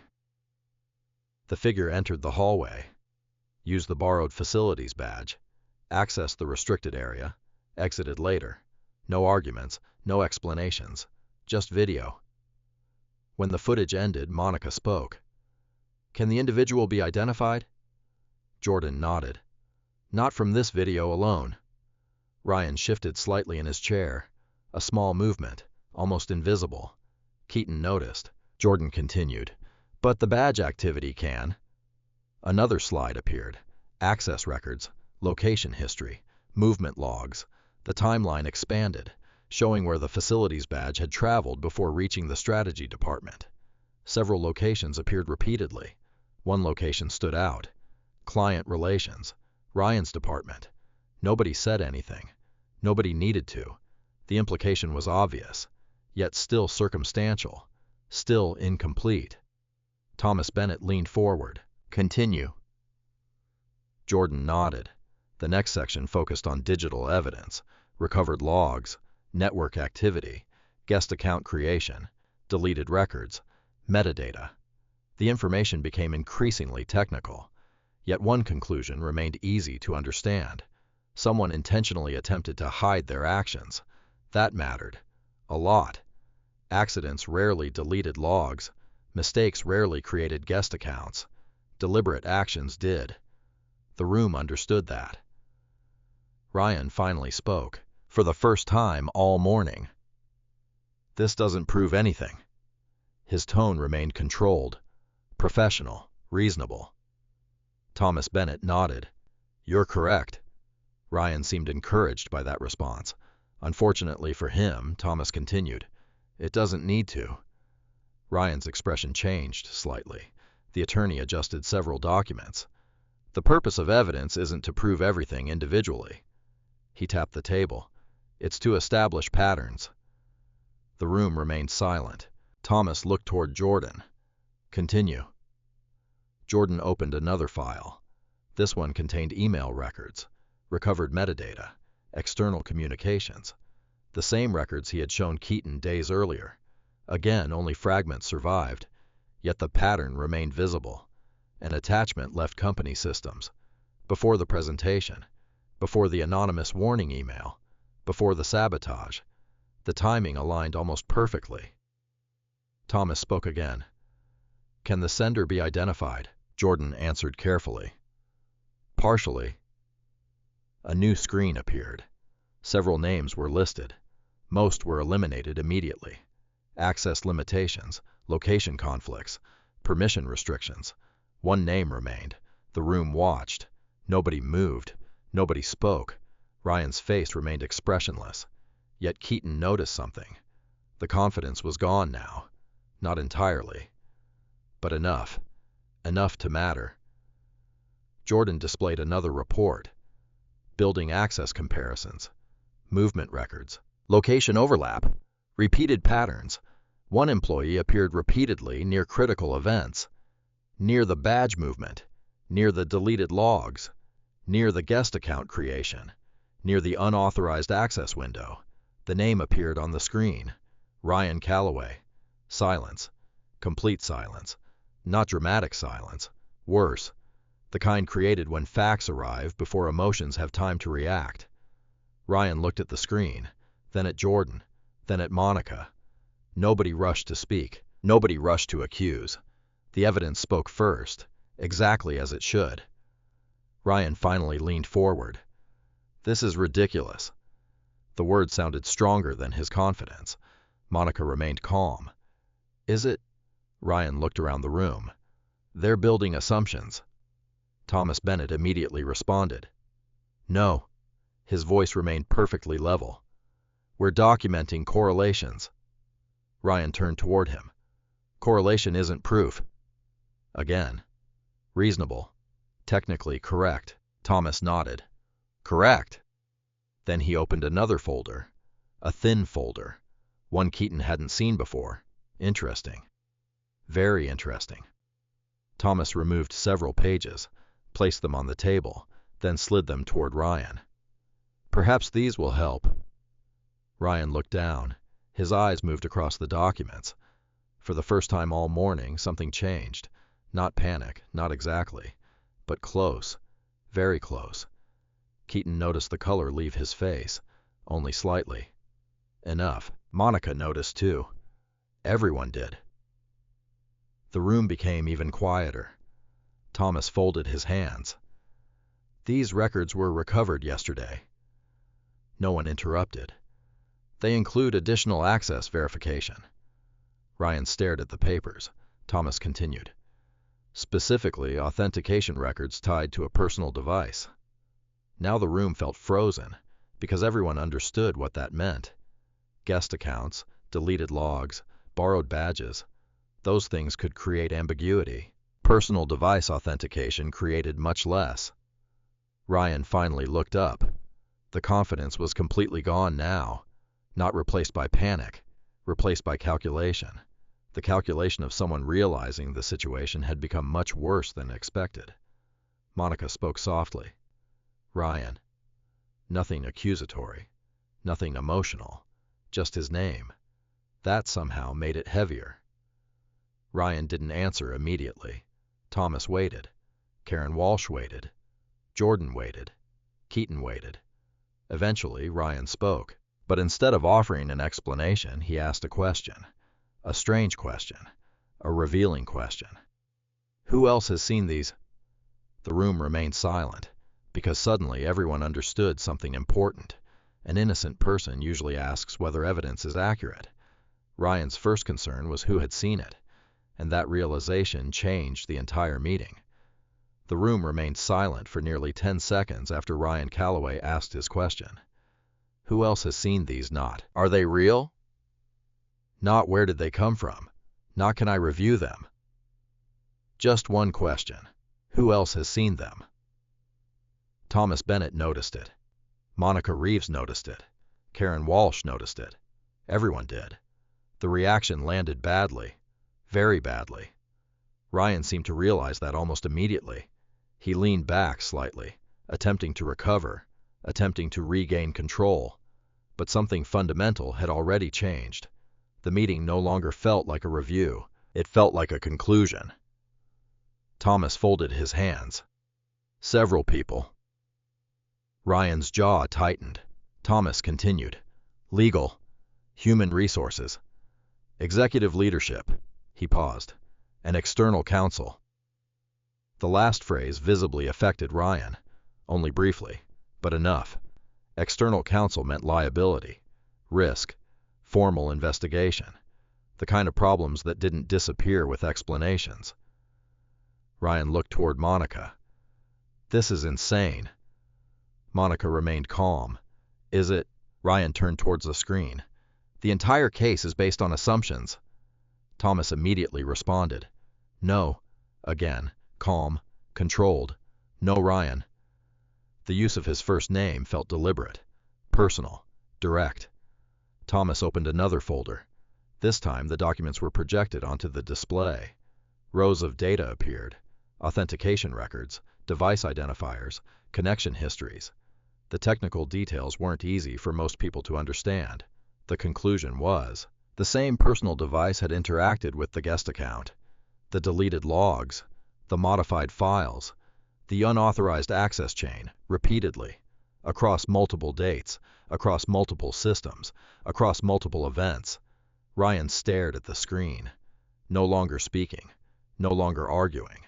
The confidence he had carried for weeks had finally disappeared, not because someone accused him, because evidence had become difficult to escape. Monica finally spoke.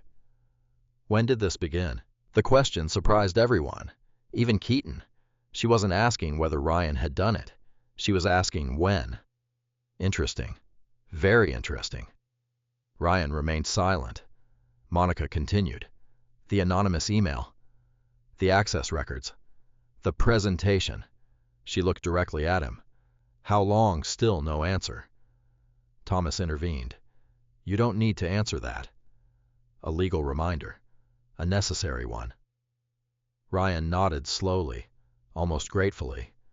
The room sat in silence. Then Karen Walsh spoke for the first time. What about North Valley? The question changed everything, because ultimately, that was what mattered. Not office politics, not reputations. The client, the contract, the damage. Monica exhaled slowly. We've already informed them we're conducting a formal review. Karen nodded. How did they respond? Monica glanced toward Keaton, then back toward the group. They appreciated the transparency. Interesting. Again, very interesting. Ryan stared downward, not looking at anyone now, not looking at the evidence, not looking at Monica. The meeting continued another 30 minutes. Procedural discussions, legal recommendations, documentation requirements. Nothing dramatic, no shouting, no emotional speeches. Real consequences rarely arrive that way. They arrived through procedures, forms, reports, decisions. The meeting eventually ended, not with an explosion, with paperwork, the way most careers actually ended. Ryan was placed on immediate administrative leave pending final review, access suspended, credentials revoked, company devices collected. Simple, professional, final. As employees began leaving the conference room, Keaton remained seated, watching, observing. Ryan gathered his belongings slowly. For a brief moment he looked toward Keaton. Neither man spoke. Neither man needed to, because the situation had already moved beyond personal conflict. The evidence existed. The process had started. Everything else belonged to the system now. Ryan eventually left. The door closed behind him. And just like that, weeks of tension disappeared from the room. Not relief, not exactly, just absence, the absence of uncertainty. Monica remained, along with Thomas, Karen, Jordan, and Keaton. No one rushed to celebrate. There was nothing to celebrate. A major client relationship had been damaged. A senior employee faced termination. The company had spent weeks managing a crisis. Everyone understood that. Monica finally looked toward Keaton. You handled this well. The statement seemed simple, yet it carried weight. Keaton answered honestly. I just followed the evidence. Monica nodded. Most people wouldn't have. That was probably true. Many people would have reacted emotionally, publicly, aggressively. Keaton had chosen patience instead, not because he was noble, because evidence lasted longer than anger. Jordan spoke next. The client helped. Monica agreed. Patricia Warren is sharper than most people realize. Keaton thought that was an understatement. Very sharp, perhaps sharper than anyone involved had anticipated. The meeting ended shortly afterward. Life inside Hawthorne slowly resumed, at least externally. Internally, everything had changed. The following week brought more developments. Formal reviews concluded. Legal investigations wrapped up. Additional evidence emerged. Not enough to create criminal charges, enough to support termination. The anonymous email, the unauthorized access, the manipulation of presentation materials, The chain became clear. Not perfect, but clear enough. On Thursday afternoon, Ryan Calloway's employment officially ended. No announcement, no public statement, just procedure. One employee removed from company records. Corporate life moved forward, as it always did.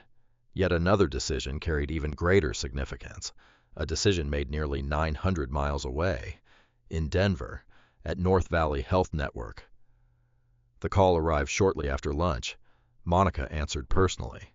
30 minutes later, she walked directly to Keaton's office. No assistant, no scheduling, no warning.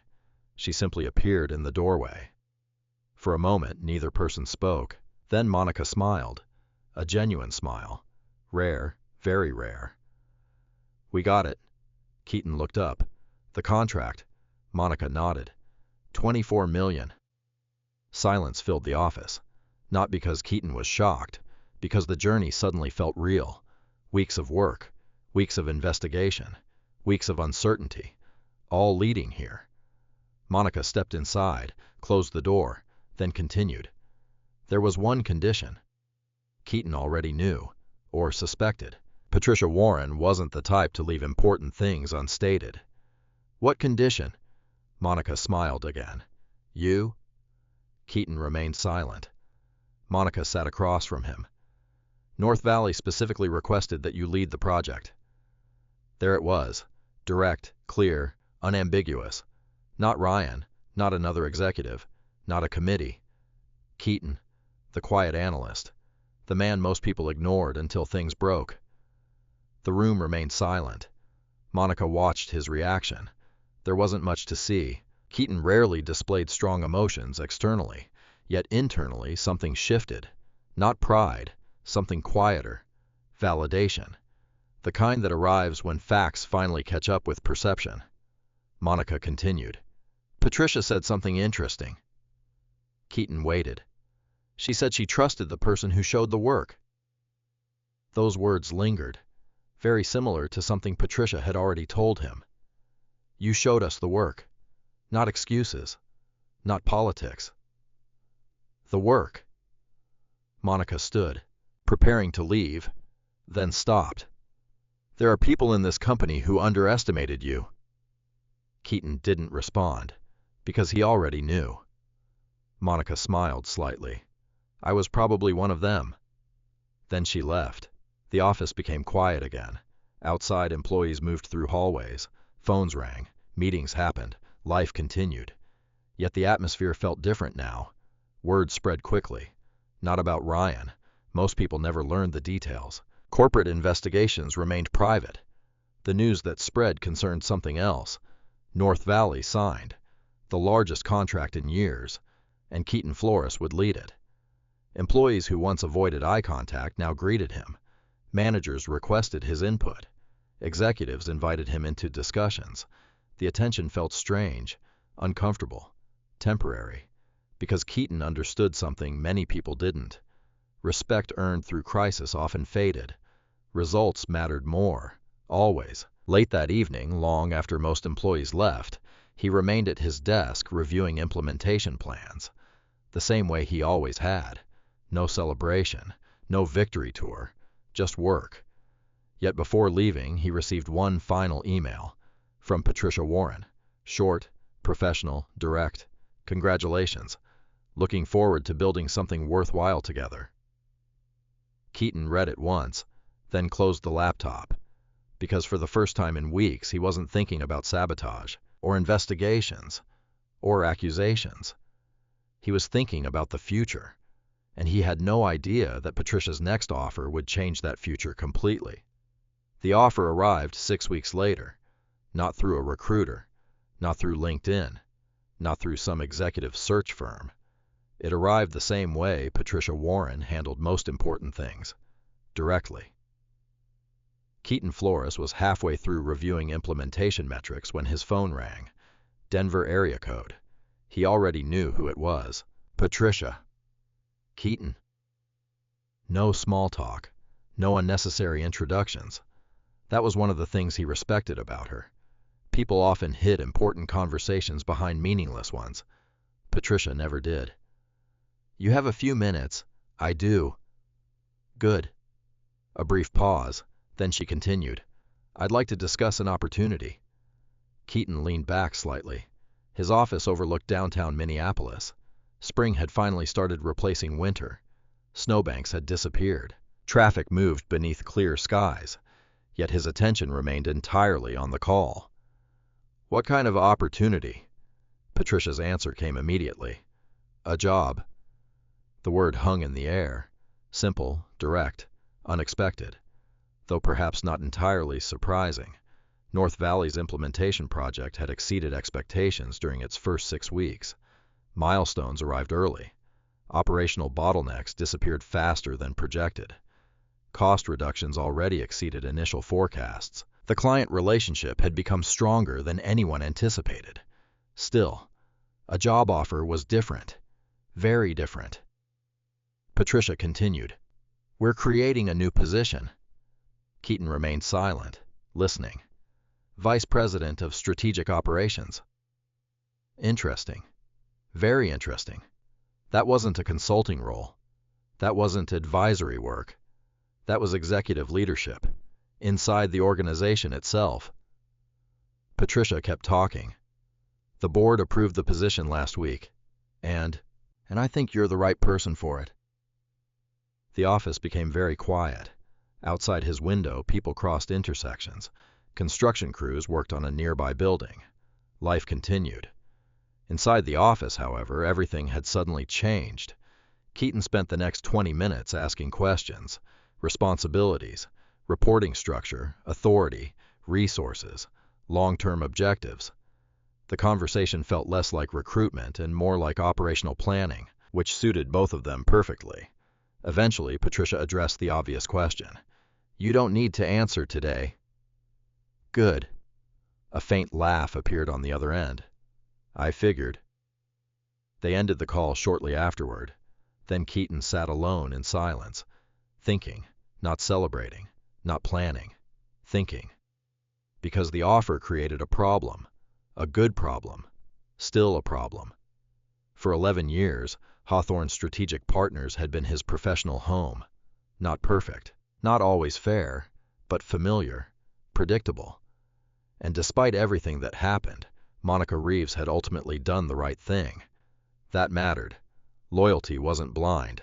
At least it shouldn't be. Yet gratitude complicated decisions. A week later, Monica called him into her office. The timing surprised him. Until he entered. Then it made perfect sense. She already knew. Of course she knew. Executives always knew, especially when another executive was trying to hire one of their most valuable employees.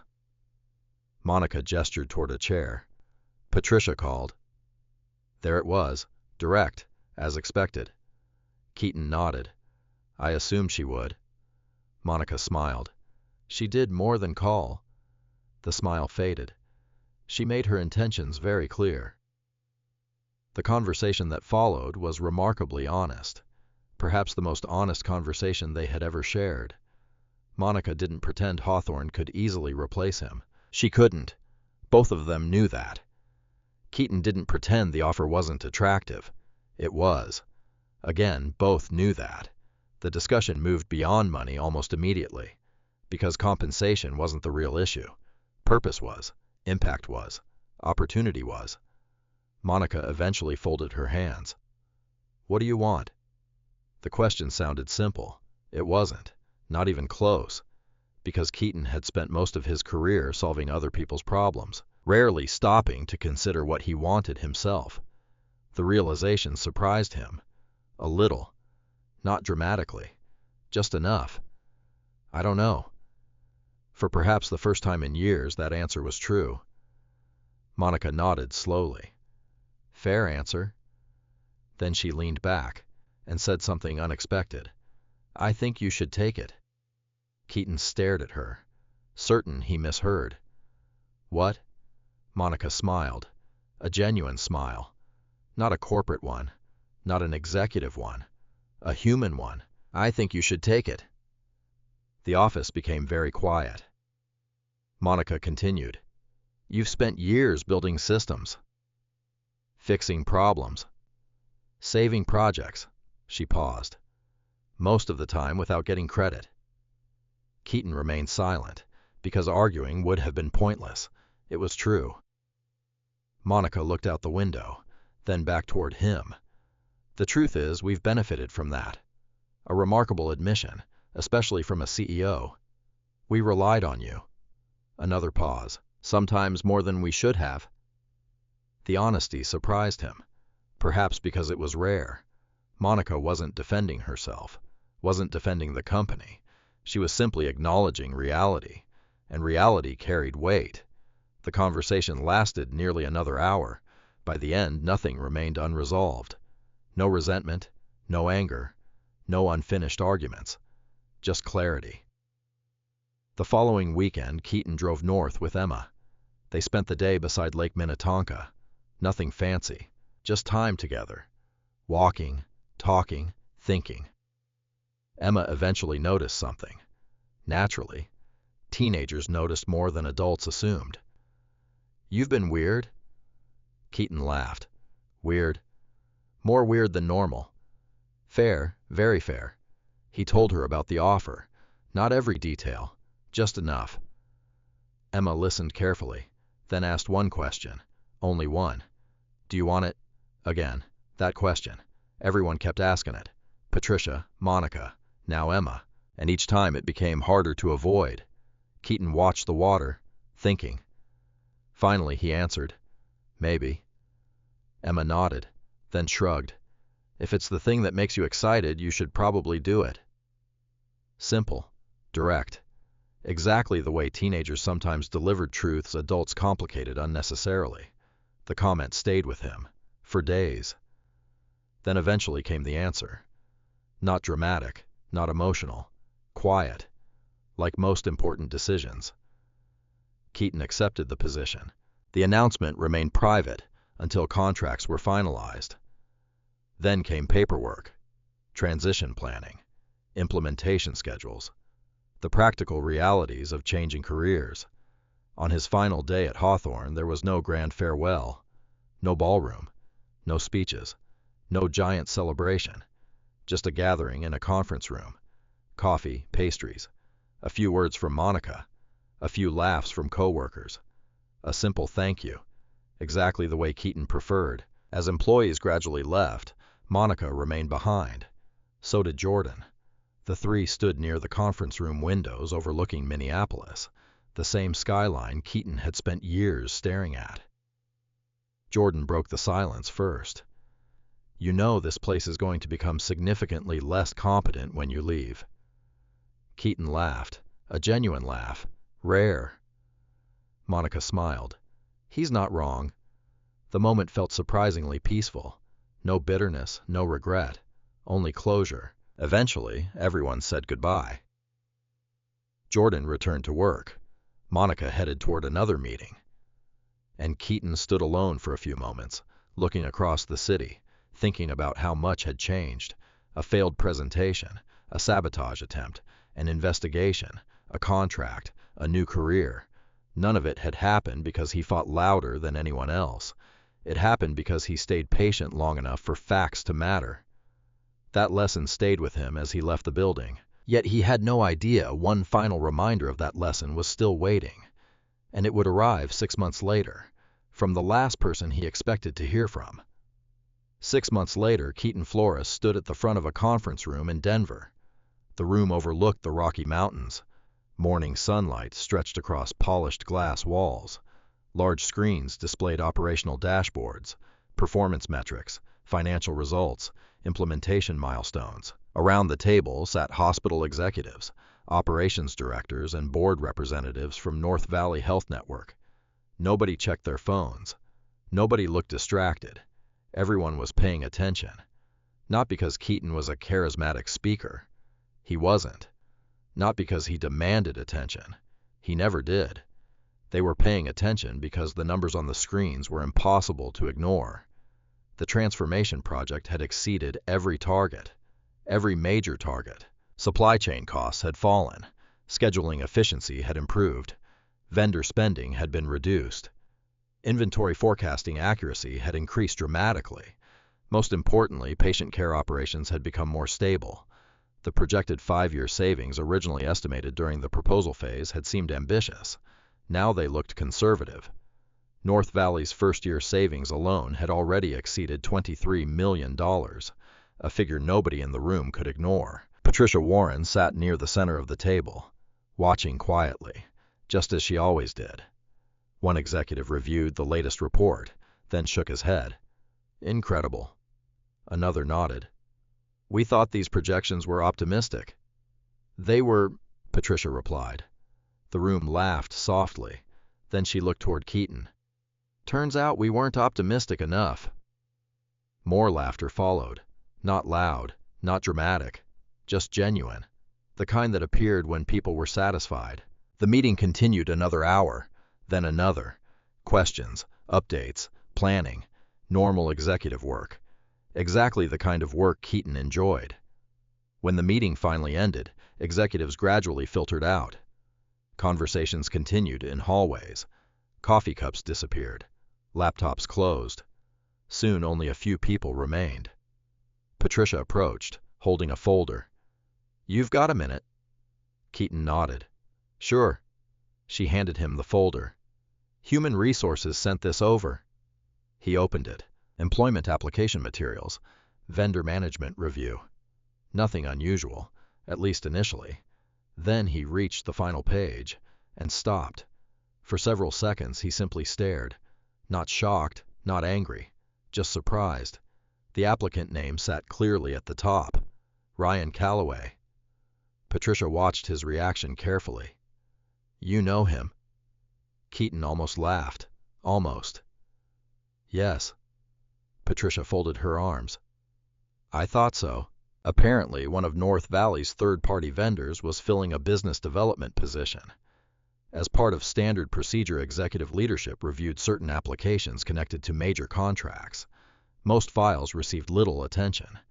This one had reached Keaton by coincidence, or perhaps fate. Either way, the name now sat directly in front of him. The same man who had sabotaged the presentation. The same man who nearly destroyed the contract. The same man who spent weeks attempting to shift blame. The room became very quiet. Patricia studied him. Not because she expected drama, because she was curious. Understandably, most people would be. What happens now?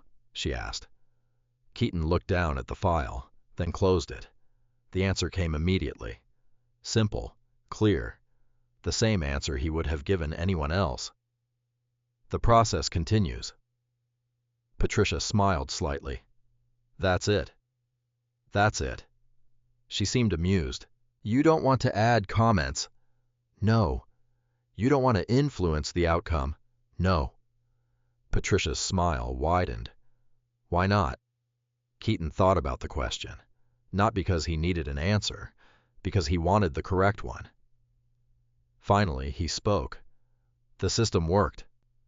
Patricia remained silent, listening. When Ryan sabotaged the presentation, evidence mattered. He placed the folder on the table. The process mattered. Patricia nodded slowly. And now, the same rules apply. A few seconds passed. Then Patricia laughed softly. Not mocking, not dismissive, appreciative. I suspected you'd say that. The conversation ended there. The file moved through normal review channels, exactly as every other file did. No special treatment, no interference, no revenge, no dramatic ending. Just process. The same process that had eventually protected Keaton when he needed it. Weeks later, he learned the outcome. Not because he asked, because someone mentioned it casually. Ryan had not been selected. Not because of Keaton, because other candidates performed better. That was all. And somehow that felt appropriate. Life moved on, as life usually did. The months that followed were busy. North Valley continued expanding initiatives. Additional hospitals joined the program. New operational systems launched. More efficiencies emerged. Keaton spent most of his time focused on the future rather than the past, which was exactly where he wanted to be. One evening in late autumn, he left the office shortly before sunset. Denver's skyline glowed orange beneath the fading light. The mountains stretched across the horizon. Traffic moved steadily through downtown streets. The city felt calm, steady. He drove home with the windows slightly open. Cold air filled the car. His phone connected automatically through Bluetooth. A familiar contact appeared. Emma, now 15. Older, smarter, more independent every month. He answered immediately. Hey. Hey, Dad. The conversation wandered through ordinary topics. School, friends, weekend plans. Nothing dramatic, nothing important, which made it important. Because for years Keaton had measured success through contracts, projects, deadlines, results. Now he understood something else. The people waiting for you at the end of the day mattered more. Emma eventually asked a question, the same kind teenagers often asked unexpectedly. Are you happy there? Keaton glanced toward the mountains, thinking. The answer arrived easily. Yeah. No hesitation. No qualification. Just yes. Because he was. Not because everything was perfect. Nothing ever was. But because he had earned a life built on reality instead of appearances. The road curved west. The sunset deepened. For a few moments, silence filled the call. Comfortable silence. Then Emma spoke again. You know something. What? You worry less now. Keaton smiled. Maybe she was right. Perhaps certainty arrived when a person stopped fighting to prove who they were, and simply became it. The presentation, the sabotage, the investigation, the accusations, all of it felt distant now, not forgotten, just finished. Their purpose had already been served. They revealed who people were when pressure arrived. Some chose manipulation, others chose patience, some relied on noise, others relied on evidence. Eventually, the difference became visible. Because facts had a strange habit, they moved slowly. But they traveled farther than rumors ever could. As Denver's evening lights began appearing across the horizon, Keaton continued driving home, not thinking about Ryan, not thinking about contracts, not thinking about victories, just the road ahead. And for the first time in a very long time, that was enough. Stories like this rarely stay inside conference rooms. Most people will never present a $24 million proposal. Most people will never sit across from corporate executives deciding the future of a major contract. But almost everyone knows what it feels like to be underestimated, ignored, blamed or judged before the facts are known. Keaton's story wasn't really about business. It was about patience. It was about resisting the temptation to fight every accusation immediately. When someone tried to destroy his work, he didn't win by shouting louder. He won because he protected the truth, gathered evidence, and allowed facts to speak when the time was right. In real life, many people encounter their own version of Ryan Calloway. Sometimes it's a coworker. Sometimes it's a friend. Sometimes it's someone much closer. The details change, but the lesson remains the same. Character is revealed under pressure. So is integrity. And while rumors often move faster than the truth, they rarely travel as far. I'd love to hear from you. Have you ever been blamed for something you didn't do or watched someone try to take credit for your work? How did you handle it? Share your experience in the comments. And if you enjoyed this story, make sure to subscribe. Tomorrow's story follows a man whose entire office thought he was the least important employee in the building, until a surprise audit revealed who had actually been keeping the company alive.